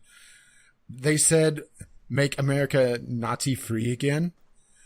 Yeah. That's viewed as left-wing now? What the fuck? Really? I know. I mean, when I was going through this article and was looking at some of the comments and seeing people talking about Bethesda being left-leaning, I was just flabbergasted about the reasoning. Yeah, I would say most game companies are more left-leaning. Not all of them, but most of them are. Well, I'm pretty sure, but the developer of Make America Great Again, the Trump presidency is, definitely left-leaning. And at least that was at least at one point a game on Steam. I'm not sure if it's still there, actually. But anyways, this guy's not wrong. Typically, talking about politics is bad for your business. Oh, look, it still is there. What your Sorry. business is. You're fine. But the only reason that's the case is because politics is one of those things that's so taboo to talk about. You don't talk about politics. You don't talk about religion. You don't talk about how much money you make. There's a few other things you don't talk about. But it's like, the only reason that it's taboo is because we don't talk about it. And the fact that it's so divisive now. I'm a big proponent of open conversations about things. Wait, Humans are going to disagree Yeah, I know. I was about to say, therapist. you open discussions about things? Nah, get out of here. Human beings are going to disagree about a great many things. And in general, that's fine. We've got a problem if it's like, if we disagree on it's like, murder is wrong. Well, you know what? Murder's a good thing. I'm going to go kill people on the street. Like, okay, we've got a problem here. Well, there's a difference between things, murder is wrong and self-defense. Yeah, but most things, there's not exactly a right and a wrong way. Just as long as everybody's able to discuss things and get along and do what works best for them, and you're not hurting other people, in general, that's a pretty good way for most people to get through life. But not talking about these things, making them taboo, makes it so that every time you bring them up, everyone's going to think you're crazy or an asshole or you're exclusively one way or the other. And politics are complex, just like people are complex.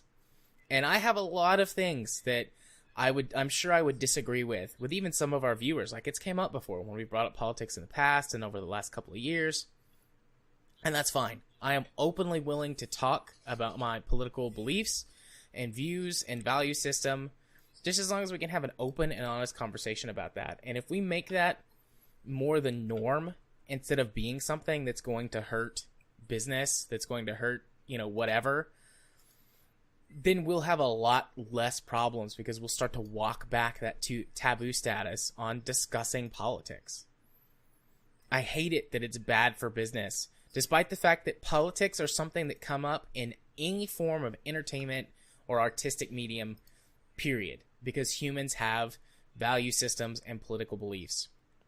We can put politics in movies and in books and in paintings and other works of art, no problem. Most movies have a political message if you really want to dig into it and look at it. And most games do too. But talking about it is like, no, we can't do that. We can't do that. These are video games. It's gonna hurt our bottom line, and number two, video games being a medium that can promote discussion? No, we can't do that. Well, it's because of how video games are viewed, at least in the West, as still a children's toy. Yeah. I mean, and that's changing. I mean, we had a article in the docket talking about how Call of Duty has children's hoodies. Yeah. And you know what? That's fine. I mean, it's not really, because Call of Duty shouldn't be played by children. That should be played by adults. But you know what? That's fine. If they're going to go that marketing route, whatever. There's worse things that kids could wear or be into than Call of Duty. But, my dad finally, for the first time, was like, you know what? You're probably going to play video games for the rest of your life, aren't you? Yeah, Dad. That's my hobby. You used to go fishing and hunting, and I play video games. And I talk to clients all the time about playing video games. And they're like, oh, no, kid video games or whatever for kids. And I'm like, let me ask you a question. I do this with people all the time. It's like, do you have a problem sitting in front of the TV, watching TV? They're like, no, I'll watch TV 2 or 3 hours a day. I was like, okay, do you do anything while you watch? I eat or drink or whatever. I just watch TV. I'm like, okay, now imagine that you're interacting with your TV. You're doing stuff with it. You're, going on adventures, almost like you're visually experiencing going through a book. I'm like, oh yeah, that sounds pretty cool. It's like, well, that's video games. Video games are an active medium that are great for keeping someone's brain active and do a lot more to deal with depression and anxiety than just watching TV does. And it's like, I explain that to people all the time.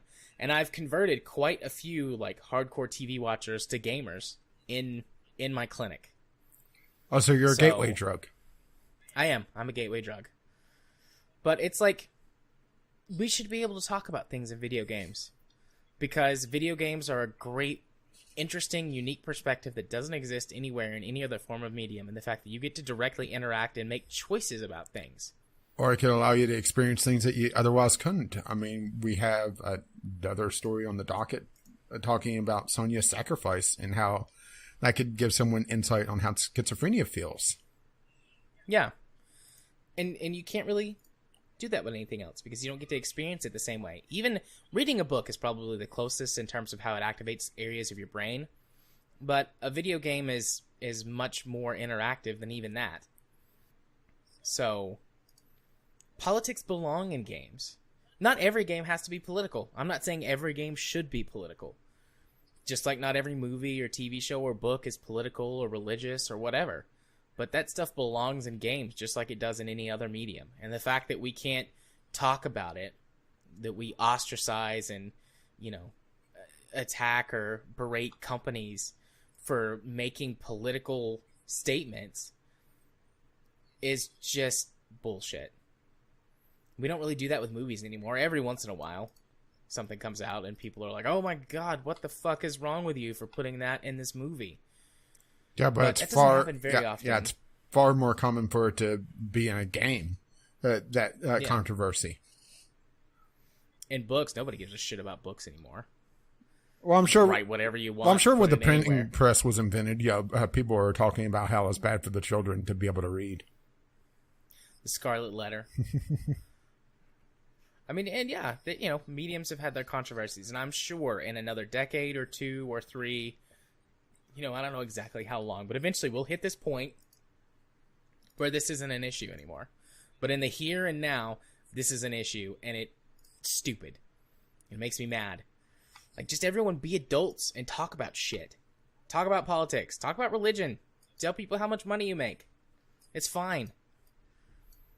We're all just humans getting along, trying to muddle our way through this life together. And our differences are wonderful. And we can all help each other out in some way if we're just open and honest and work together. That's /rant. Boy, I wasn't expecting you to get triggered like this. I mean, I knew there was going to be a discussion, especially when it came up with politics, but damn. I get passionate about things, man. I get passionate about things. Well, I do think this is a bit of a symptom of AAA games having to be not really the lowest common denominator, but be as generally appealing as possible. And like you said, politics, especially in the U.S., where voter turnout, even on the big elections, on the presidential elections, is less than 50%, something like 40-some%. Yeah. And seeing people actively trying to discourage people from voting that I'm pretty sure aren't Russian troll bots is just disheartening. So I could definitely see the where they're coming from, where they're saying being openly political, and them talking about it's also bad for business. Unfortunately, if you want the honest truth, but it's interesting, and it is a discussion that we have. And boy, he has so many ands in this quote, doesn't he? And it's going to be an ongoing discussion. We have with our users, of course, because people want to put interpretation into the universe that we create, and that we want to have them to see their own reality and the fantasies that we give them and the stories that the games are. So they are talking about having politics in games, but not being at the centerpiece. And maybe this is part of the reason why I've looked at indie games more, where they're willing to take the risk, they're willing to be controversial. And sometimes overtly so, to the point that they're offensive is probably not the proper term for it, but being just so blatant and with their message that it loses all substance, and it gets lost just in the mixture of everything else. Where, hey, look at me, I'm trying to be this, right? Yeah. So I definitely see where they're talking about how there has to be a balance where you can't be openly political, because there's just so much money on the line with these major games. But then again, Ubisoft is also in a position where they have their indie division, or indie, kind of sarcasm in quotes, where it's more AA.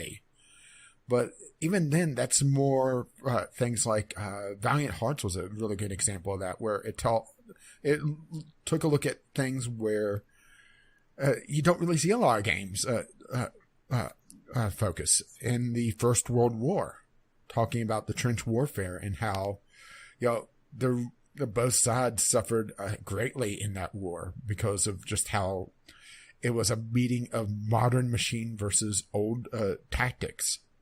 And military tactics hadn't really advanced, so both armies suffered greatly because of it. Yeah.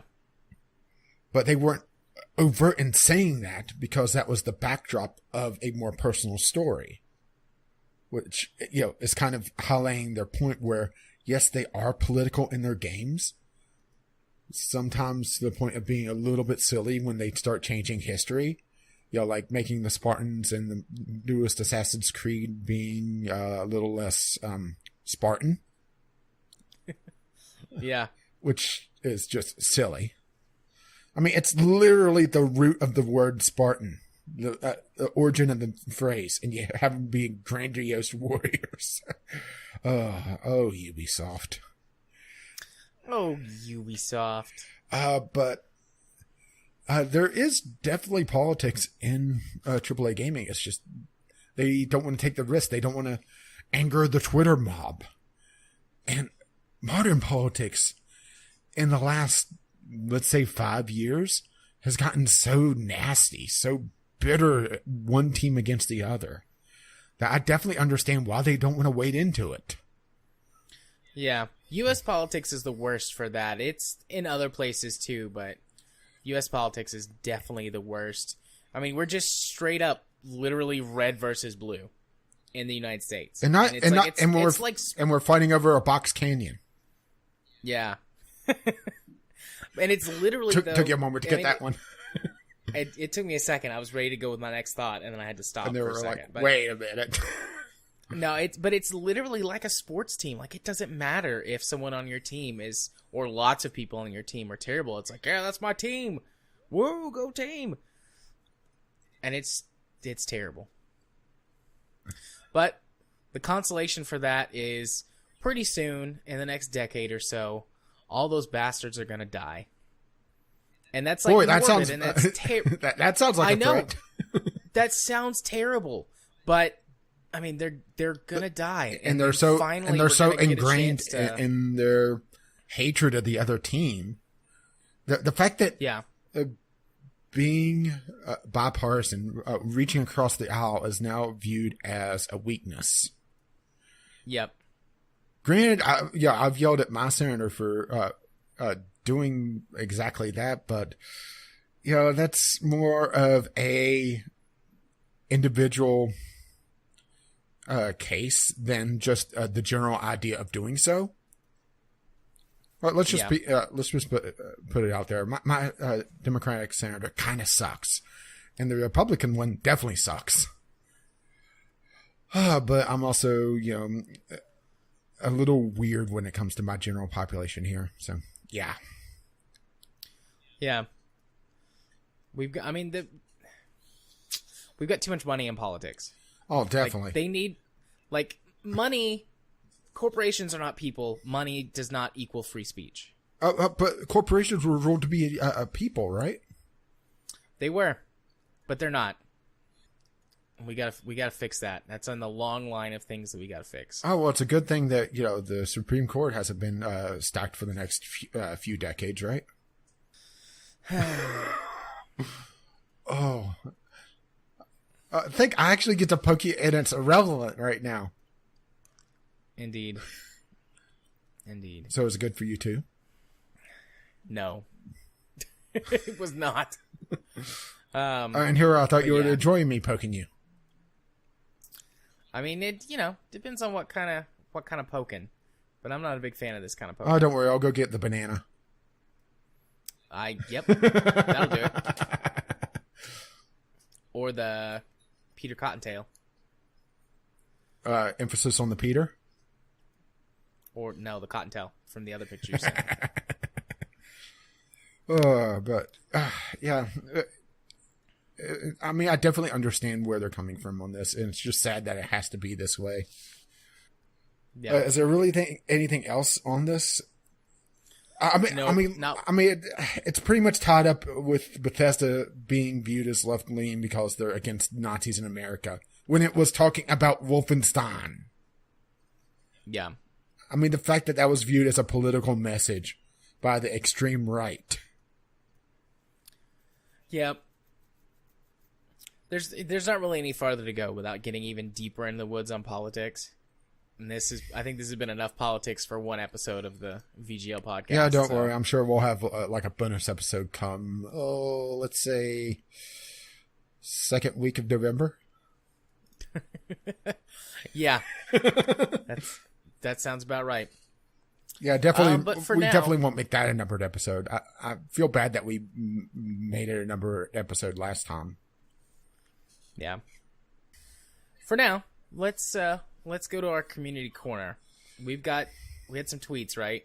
And then let's see. We got a listener question. Kyle shared a clip about his awesome driving skills in Borderlands. If you didn't watch that, basically, he's an exceptional driver. And also, let's see. Kyle also tweeted us at VGL Podcast. Well, straight and to the point. Gotta give him credit on that one. Unless he's meaning the entire thread on that, right?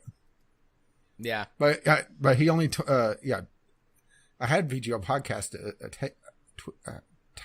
tag, so there we go. That's the end of the community. Okay, I'll read the rest of Kyle's stuff since we skipped him last time. For sending a bunch of encrypted stuff, which honestly I never even encrypted, so I have no idea what he's talking about. Let's see, Kyle. I love that Souls Remastered is bringing new players in the game. I really do. But I need to vent about one thing. Dueling etiquette. Okay, Voldemort, let's go. Bow before trying to murder if you're invading. Okay. If you're being invaded and the invading phantom bows, bow back. Don't take a cheap shot. After bowing, it's a slugfest. Win at all costs. If you lose to an invader in a fair fight, you shouldn't indict, whatever that is. Failure to observe dueling etiquette won't get you reported in any way, but not really. You're just being a dick at that point.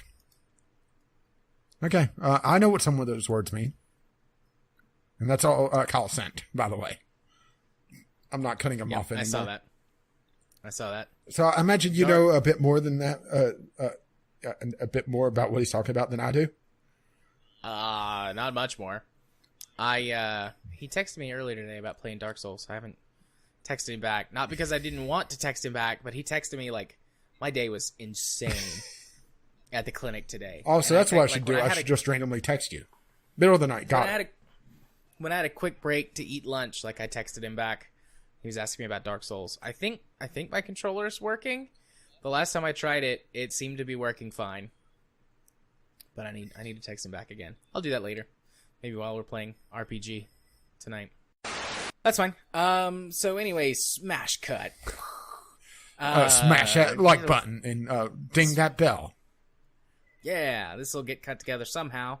Anyways, so yeah, I was talking to someone from the community this week on Twitter, just like DMing me on Twitter.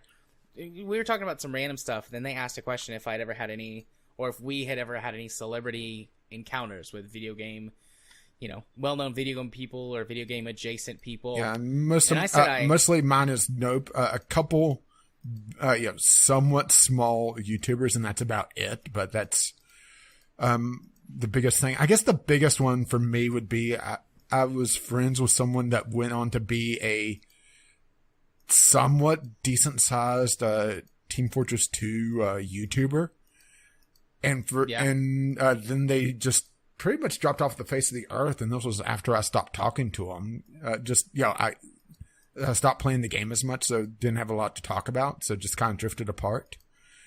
And for quite a while, I would say about once every 2 or 3 months, I'd get somebody messaging me, "Hey, are you the Caffeine Rage?" And that's why I have it on my Steam, the real Caffeine Rage. Nice. I've always wondered what that was, but I just figured it was like some joke or something. No, I actually got asked that quite a bit, so that's why it's on there. Yes, I'm the real Caffeine Rage, because they mentioned me on one of their videos, and so I guess I do kind of have a little bit of a story. And occasionally I would get asked, "Hey, do you ever know what happened to?" I can't even think of his name now. I pruned my friends list ages ago, and he had been on for well over a year. And his Twitter has also been dead for even longer. So either he moved on or something happened to him. Which is just the facet of the digital life where you know people that you don't really know, so they could just drop off one day and that'd be it, unless you really go digging. But that requires knowing real names and a lot more precise locations than state. But every so often I get somebody asking me, and I wouldn't be able to really help them. But that's about the closest I have. A little Nice. segment on my profile. Yes, I'm the real caffeine rage. Awesome. Well, I have got an interesting tale. So, how long has it been ago now? 12-ish years? 10, 12 years? I was a junior in high school. I used to play Halo 3 all the time. And that, like, Halo was the first game that I really made friends online with that I didn't know in the real world. And I was part of a clan, like an MLG clan, because that was like hot shit in like 2008 or whatever. Yeah, I think around that time I was in Team Fortress 2 in my team, either that or shortly thereafter. So yeah, it was about that time frame. Yeah. So, I would play with people in my clan, and we would practice all the time for clan matches and go to like local or regional tournaments or whatever, those of us that were close enough in the same area. And occasionally we would just all like get together and play and dick around and stuff. And there were 4 of us that were supposed to be playing one night, but someone had to leave. And it was like a friend of a friend sort of thing. Like, he had invited one of his friends to play, and we didn't really know him. And we were like, hey, if you want to, bail, that's cool. But if we get it, your friend left. But if you want to play with us, since, you're the odd man out here, we'll let you, you can invite the 4th. And he's like, okay, cool. Let me see who's online. And he was like, oh, okay. I see this person online. Let me text him. So he texted him, was like, hey, do you want to come play? We waited like 10 minutes. And then he shows up. And I'm like, this sounds an awful lot like Joel Heyman. Like the guy who plays Caboose and Rooster Teeth. I was like, sounds almost exactly like him. But you know what? Just because he sounds like him, that doesn't mean anything. People, can sound like other people, or it might be something to do with a mic or whatever. I'm not going to like ask Or it could right be a away. soundboard. Yeah, like I'm not going to ask right away or be weird about it. Whatever. So we played for a while, and the more I was listening to the Rooster Teeth podcast, which at the time was called The Drunk Tank. And so I had heard a lot of Joel's mannerisms and the way he speaks and things like that. And I was like, God, this guy sounds an awful lot like Joel. He talks like him. Like, maybe at some point tonight I'll ask. We played for a couple hours. Gotta be cool about it, man. Gotta be cool. Yeah, gotta be cool. We played for a couple hours. And then my friend that I knew dropped off for the night. And, like, even though I was in high school, like, I never went to sleep. I would stay up for 3 days at a time and play games and shit. So it was like 3 in the morning. We know you're the picture of health, right? Oh, yeah, absolutely. It was like 3 in the morning. This other guy dropped off. And me and the last guy who sounded like Joel Heyman were just, like, sitting there chatting, talking about stuff, And he was like, you're pretty cool. Like, you're cool to talk to. I was like, hey, thanks, man. You're pretty cool to talk to also. And there was like a moment of silence, and I was like, I'm gonna go for it. And I was like, look, this has been bugging me all night. Just like listening to you talk and the way that you talk, like you sound exactly like Joel Heyman from Rooster Teeth. And I just have to ask. And he was like, yeah, that's me. I play Caboose. And then he did like some Caboose lines in Caboose voice. And I was like, that is fucking cool, dude. Thank you, like, for doing that. And he was like, well, yeah. Let's be honest. You made a noise that only dogs could hear at that point. I was like tingling on the inside, and I was like, ee! But like, he couldn't see me or anything. So, and he was like, you've been really cool and chill tonight. And it's not very often at this point that like I meet a fan who is not like weird. Only if you do. He's like, I'm going to send you a friend request. And I was like, awesome. So he sent me a friend request, and I was friends with him on Xbox Live. And then I was like, I'm still not 100% sure. Like, he could have been lying. So I went and I checked, and at the time on the Rooster Teeth website, like they had all of their profiles public because this was still early enough that Rooster Teeth was still fairly niche. This was like around season 3 or 4 of Red vs. Blue, maybe a little bit later than that because this would have been like 2007 or 2008. I'm not 100% sure where that is on the timeline. But anyways, it was still early enough in their run that they were still fairly niche. They weren't, the giant company that they are now. Or not giant, but becoming the giant company that they are now. Now, be honest, did he call you a cockbait? Cockbite? Yeah. That was one of the lines that he said and stuff like that. But so anyways, like, I start playing games regularly with Joel Heyman from Rooster Teeth. And this relationship goes on for, I don't know, 5 or 6 months. And it was never like weird or over the top or anything. Just like sometimes he'd be online.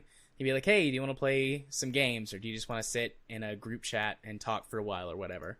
Because I think the Xbox party system was brand new then. So you could talk with up to like 6 friends at once. And ever so slowly, I started getting cycled through talking to the various founding members of Rooster Teeth. So Matt Hullum, Jeff, and Gus, Bernie.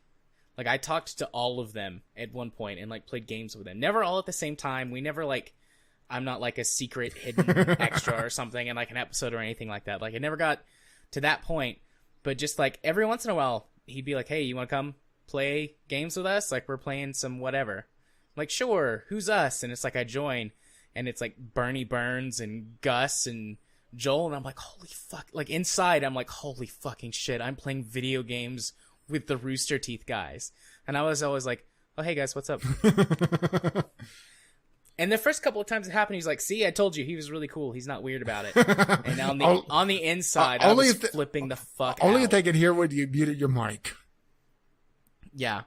So that's my gaming celebrity story.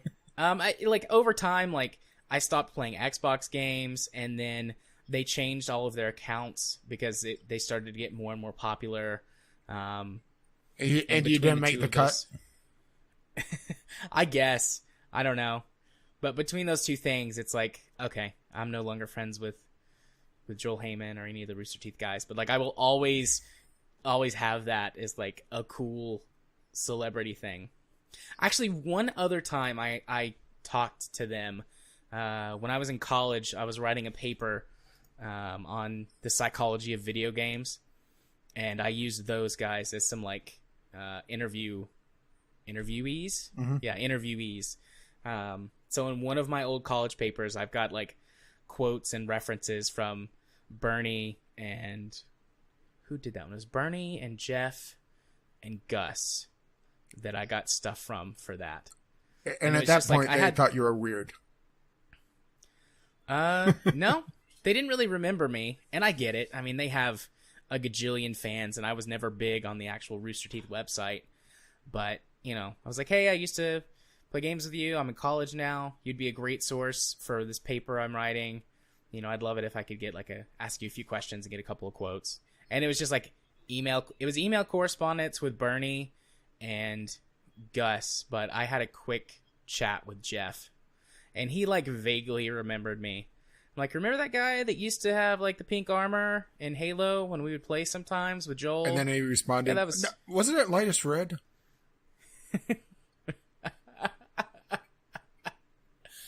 Oh, God, I wish he would have done that. I wish I could say he did that. But no, he didn't. It was like, oh, yeah, you were that, like, cool kid that used to hang out with us and, like, play video games. And, like, we used to always, like, ask why you didn't go to bed because you had school the next day. And you were always like, fuck school. So that's my my celebrity gaming adjacent experience. It was cool. And then silence. Huh? What? I think I remember you talking about that at one point. I mentioned that to you at some point. Yeah. Now that you mentioned it again, it's but it must have been ages ago on the podcast. If it was on the podcast, I don't think I've ever talked about it on the podcast. Maybe I have, and it's just been so long that I can't remember some of the stories I've told. But I know I've talked to you about it more briefly. It's almost like we've had 129 episodes of this. Plus. Yeah, it's almost like we've been friends for like 3 years now. And talk on a regular basis. Send help. Send help. He's fine, don't worry about it. I'm locked in his basement. Send more lube. Help. KY's fine.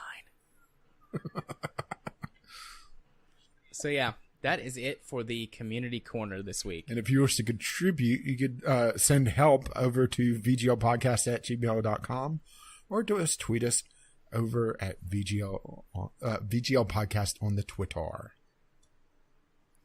Indeed. So we've got Discovery Queue on the docket. Yeah, let's go ahead and do a quick one. But Ed, I'm going to have to jump out faster at the end because we're 35 minutes from RPG. So yeah, well, I'm already on my queue going through it, and I'm getting a lot of shit. Sweet. Well, the doobly-doo will have happened 15 or 20 seconds ago. Or something. Let's see. First game, no bueno. Oh, I got a JRPG that honestly looked kind of shit. It was basically being sold for tits. And if it was on your queue, I'm sure it would have come up. But I actually got one that. Well, let's just put it this way: the reason why it's recommended is pretty much what I thought of it immediately. The light keeps us safe. Early access title that pretty much is "Sir, You're Being Hunted." But honestly, from what I've seen and seen people talk about "Sir, You're Being Hunted," it sounded like it was a really good concept that never really took off and was able to fulfill its promises. So, yeah, having another game that's reminiscent of it may not be a bad thing. It looks like it's a bit higher quality than "Sir, You're Being Hunted," to be perfectly honest. Already, I should say. Even though, the original... I shouldn't really say the original because, it implies that this is a sequel of some sort, but I'm pretty sure this is two different games, or two different game companies. Yeah. Oh, so no, it is. It is the same company. Oh. So, yeah, this is a spiritual sequel to "So You're Being Hunted." I didn't click on it before. Then I saw Big Robot Limited. Wait a minute. So, yeah, this is a spiritual sequel to "So You're Being Hunted," it looks like. With a little bit more of a dark atmosphere, less of a steampunk feel. So, yeah. Early access title, $17 on... it's a launch sale. By the time you're listening to this, though, it's been off of it. It's $20, and it's due to go to full release supposedly in about 6 months. So, if this lives up to the promise that "Sir, You're Being Hunted" should be a good one. Okay, now you can go. So I got one that looks interesting. It's called Atomic Society. It's a post-apocalyptic town building simulator. It looks very much like. What's the one that's like in medieval times? Banished. And it's supposed Banished. It looks kind of like that, but post-apocalyptic. Well, let's just put it this way: it's suggesting it to me because of RimWorld and City Skylines. Yeah, it's suggesting it to me because of the fact that they actually show it as using like a old airplane as a building. Yep. Yeah, I'd like that. I like the look of this. The thing that I was like scrolling through the page, the thing that I like the most is it says mature content description. Atomic Society involves judging controversial real-life social and political issues, including abortion, sexuality, murder, and several others. Damn. It allows you to set laws and punishments in some ways that players might find disturbing or offensive, though you're free to build the society the way you believe. Just like, that is what I'm talking about. Games that making political statements. Now the question is if they balance it correctly, because typically whenever a game does that, there's usually the easy path and the hard path, or, the right path. And it feels like it's kind of preachy if it is done incorrectly, even though the game designer may not imply it. Yeah. But we'll see. It just released into early access a couple of days ago. I went and found it on Keymailer, requested a key. And I'll see how it goes and give it a little bit of time and see what people are saying, like how the game works and its balance and stuff. But I could definitely see myself enjoying a game like that. Yeah, I got another one pretty much immediately, Spaceborne, which honestly reminds me a little bit of what Star Citizen wanting to be. Granted, it looks like this is going to be single player only, which, not a bad thing there. Spaceborne is an open space exploration game with RPG elements. Its world consists of different factions at war, and you as an expert pilot need to choose your side or be on no one's side and create a force of your own. So a bit of the X series as well. It looks fairly impressive visual wise. Granted, it really comes down to does it play well, because there's a few reviews saying that it is very rough on its optimization, and the English language support isn't that great. So foreign developer, it looks like, possibly, or someone that just doesn't have a good grasp of the words. But graphically, it's rather impressive, huh? Yeah. So one to keep an eye on. It's due to come out early access, supposedly in December. Huh. That's a little soon. It's only been out for about 10 days, 12 days. So, yeah. I'll be surprised if it comes out then. Games like this definitely should be in early access a lot longer soon. But, yeah, definitely one to keep an eye on. So far, I haven't gotten anything else. I've got a lot of garbage. Well, I got a remaster. So why the hell not? Cool. Yeah, I'm almost Mark of the Ninja remastered. Game. Clay Entertainment stealth platformer. I mean, if you haven't played the original Mark of the Ninja, it's actually a very well done 2D stealth platformer with a lot of emphasis on visual cues for sound and for just general stealthiness, which does a really good job of giving the information that you need to be stealthy while taking out a lot of guesswork that it feels like a lot of stealth games has with its systems. Can that guard see me or not? Can that guard hear what I'm doing or not? Mark of the Ninja was able to pull that off really well. This is a remake of the previous game, or of that title, which honestly, I didn't really feel like it needed a remake. It was a very, very good looking game to begin with, but it looks like they rolled some DLC into this. If you have the original, it's a $5 upgrade, or if you had all the DLC, they give it to you. But I'm not sure if I actually. Well, I don't have the DLC. I'm not sure if they actually released that on Steam or not, so there you go. I mean, it's a Clay game. Clay does really good work. So, you're up. Yep, King of Phoenix. King of Phoenix is a comedic adult harem dating sim set in sunny Phoenix, Arizona. I mean, I just like... This is the best thing that I've gotten on my wish list so far, and how willing I'm to go for like schlocky things. It's like fun. Yeah, and they have put on my wish list or whatever. Decenter DLC. Yep. So yeah, I just saw this and I was like, okay, harem dating game set like with someone's impression of what the Southwest or the Southwest is, and it's like one of the screenshots is someone named Jesse. And I just am thinking, like, so in one of the screenshots, Jesse, and just in my head, I'm like, nope, that's the Texan way of doing things. Like, that's how I read that in my head, because she's dressed like a tomboy. Mm-hmm. I'm like, okay, I'm down for like a schlocky anime dating sim. Sure, why not? Ooh. That's the best thing I've gotten on my wish list. My last game finish it off. Is very impressive looking. I'm not a monster. Reminds me a lot of Evil Genius. Just on the way it looks immediately. Even though I don't think it's the same genre.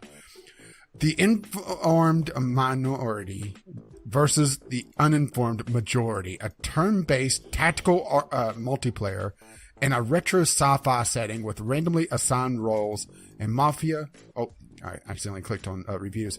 Mafia werewolf party system features full... They actually have that in the whole thing. So, XCOM meets Evil Genius. Yeah, this looks cool. On the wish list. Right on there. Yeah, what else have these people done? Because this looks familiar. It looks like not a lot, actually. So, a pretty fresh developer. But yeah, very impressive looking. Granted, it all comes down to gameplay, but this looks like it looks like an updated version of that style from the 90s. That certain look to the isometric view. If that makes any sense. Yeah, but I can't really put my finger on how to. I can't word it very well. But the question is, does it have single player? Because if it's multiplayer only, then that kills it for me. I didn't see that. Does it say multiplayer only in like one of the tags? It says online co-op, online multiplayer, but I'm not seeing any single player, which is disappointing if that's true. We could do co-op. I'd be down for a co-op. Let's see. I'm looking. Game. There's a sandbox mode that should work also as offline, and the devs are saying they're implementing a single player mode in the future, but for now it's mostly multiplayer. Oh, disappointed! That's almost as bad as the feudal Japan Battle Royale. I was so hyped for that, and then I saw Battle Royale. Oh. If they could give this a proper campaign mode, but this isn't in early access, so I'm not expecting that sort of thing to come out. Ah, damn. What a cock tease to end the Discovery queue on. Speaking of cock tease. Welcome to the portion of the podcast where I go first, ladies and gentlemen, and let me tell you where you can find my YouTube channel. On the YouTubes, of course, if they're not down. And you could do so by searching for Gaming Psychologist, where you can find the podcast video and our Spin Tire series, and maybe another one of those potential projects I'm working on. I've talked about working on a book a couple of times. I don't know if I've ever mentioned it on the show, but a book about the clients that I see, some of the more interesting ones, obviously removing identifiable information. So is the title going to be Bitch Be Crazy? I don't know. I'm still working on a title. But I'm going to be workshopping some of those to make sure that they flow well and things like that. And I've considered releasing them maybe on YouTube, like a chapter at a time, or a case study at a time, as it were. And I've been working on one for a while now that I think I've got about ready to test. That is, put it up where some people can read it and listen to it or watch it. And it would just be narration on YouTube. But maybe in the next couple weeks I'll get that ready, as long as I, do it. But, I mean, this is one of those things that I'm going to do regardless of whether or not I actually put it on YouTube. It might just be just a text, somewhere on like a blog or something that I start where you can go read them. Or I might drop it in the show notes with a link to the Google Drive folder where they're at. People can go check them out. But there is a possibility that I could record them and put them on YouTube, especially if there's enough interest for something like that. I know you guys could read it, but if it's something you'd like to have in the background or whatever. Mm-hmm. I also might stick one at the end of a podcast episode as like a test too. But I'm 2-ish weeks away from having that ready, give or take. So, but that is something that I'm working on, and it's one of those things, like if I talk about it, I'm more willing to actually do it as opposed to just dropping it. So there is that. If you want to follow me on Twitter, you can do so by following me at JMA4707. I've got a few new Twitter followers who have been quite talkative to me on there, which is fine. I am curious, Becca, if you listen to the podcast or not, because you like and retweet like every single episode that I post or that gets posted from YouTube. She had a very long conversation with me about the psychology of Harry Potter, which was fun. Like, she was asking me questions about different things, like how they would affect the characters and the life that they had lived and things they'd experienced. And like well, how does this affect them from a therapeutic perspective? How would you treat that? What would you diagnose them with? And she's got a Harry Potter podcast, which I should go listen to since she asked me all these questions. They might be featured on an episode, and I don't even know it. But I'm just curious if you listen to the show, Becca, if you do. Cross promotion. Yeah, if you do, though, send me something on Twitter that's like, hell yeah, I listen to your show. And then if you don't, then obviously I'll notice because you don't tweet me. Or she disappears. And that's fine, too. That's fine, too. You don't have to listen to my show. But you are very nice to talk to on Twitter, so thumbs up. Anyways, if you want to be my friend on Steam, you can do so by sending a friend request to jr34707. You can chat with me pretty much at any time about anything. I accept all friend requests from the lovely, lovely people in our audience. And so far, no one's been a dick or an asshole or a jerk. I'll just wait till we get on politics. Yeah. Even people when they've talked about politics with me have been quite nice. And if you wish to know exactly what episode of the podcast you're coming from, the password for this week is Bagel Bites. Nice. Thought you would enjoy some Bagel Pizza Bites. On a bagel, you can eat pizza anytime. Please note we are not sponsored by Bagel Bites, but if you wish to sponsor us, yeah, I'm gonna have to go buy some Bagel Bites. And I'm a grown ass man, Mom. I can buy Bagel Bites whenever I want to. Get your kid hooked on them, right? Yeah, I'm sure Katie will appreciate that one. But speaking of things that she wouldn't appreciate, how about my stuff on the interwebs?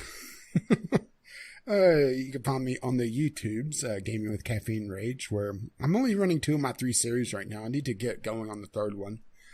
And I've been sitting and thinking about the Sunday Sampler because Keymailer has pretty much said that they don't have the staff to be able to go through and authorize all the accounts that they should be able to. So I'm thinking that I should just move that to Twitch and see if I could get a little bit of following over there. Because what the hell, right? Yeah, why not? And just set up an actual proper streaming schedule. So I'll probably do at least Sundays and probably one other day during the week. I just need to sit down and figure that out and also get ahead on my other stuff.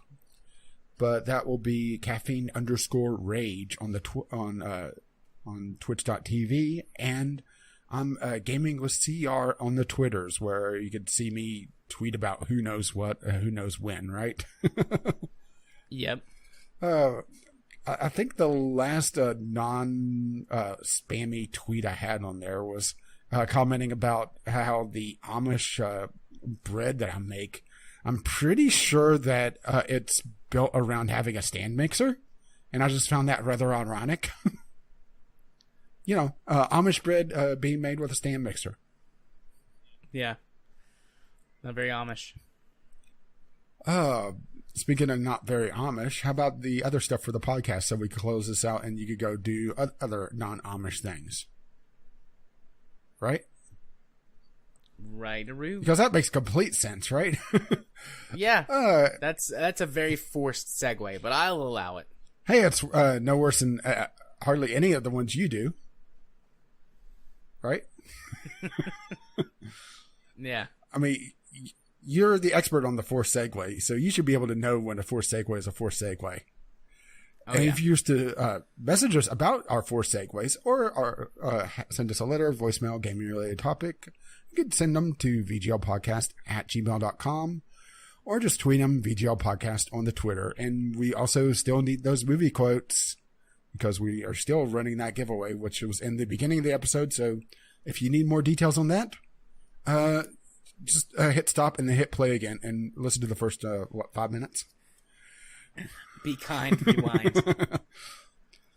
If they're putting this on cassette, I feel sorry for them for how many cassettes they need for an episode. Yeah. But if you were to pay for, someone's cassette addiction, actually that doesn't make any sense because I don't think either of us even own a cassette player. You could help pay for the... my car. You can help pay for Jared's cassette player. Actually, no, it's just podcast-related stuff. Patreon.com/VGL Podcast, which helps pay for our Podbean account. VGLpodcast.podbean.com. which hosts the RSS feed, the show notes, links to pretty much all our stuff on YouTube, Twitter, Twitch, or you can just find us over on iTunes, Google Play, or your podcast aggregator of choice. Our intro and outro music is On the Ground by Kevin McLeod and Doobly Doo by the same artist as our Discovery Q music. His work can be found at incompetech.com and... As always, as his lovely music starts to roll across my voice. Bye now. See you. Bye.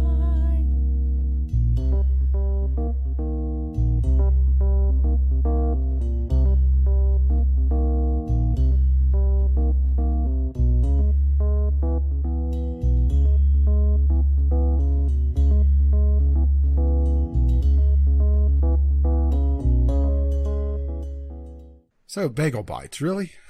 I mean... I loved Bagel Bites when I was a kid. I liked them as an adult. I never really got into Bagel Bites. They are tasty. No, don't get me wrong. I love a good bagel, but typically I don't have pizza on them.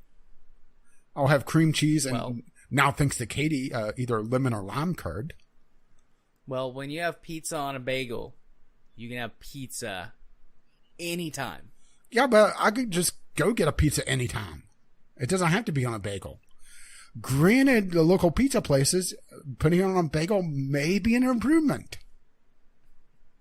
Is that Frank's or not Frank's? Yes. Gotcha. Actually, even Pizza Hut. Now, only if I could combine a few of these places around here, then we could actually have an edible pizza. Because Gino's actually has a good sauce. Pizza Hut actually has a crust, because Gino's... I think they just put out like a sheet of paper and put the pizza toppings on it. Frank's and not Frank's. Actually, they don't enter the equation at all. Let's go to Papa John's and get the dipping sauce because, yeah, I realize that it's not garlic, it's not butter, it's all sorts of weird chemicals, but damn, it's tasty. Right? Yeah. I love tasty things, no matter how many chemicals they are. But what if it's not natural? What if it's full of GMOs and stuff? Well, then that makes it better. I actively pour gluten and MSG into my food. And you just have a bottle of high fructose corn syrup that you're just waiting for to use, right? Oh, yeah. You just chug that immediately. Oh, yeah. Just pop the top, pour it back. Sort of like drinking the maple syrup off Super Troopers? Or... Yes. Except it's corn syrup. Well, to be fair, depending on how cheap they were on the maple syrup, it could have been corn syrup there either. Yeah. All right, this is enough post-episode banter. I have to go play RPG. Bye-bye. Bye.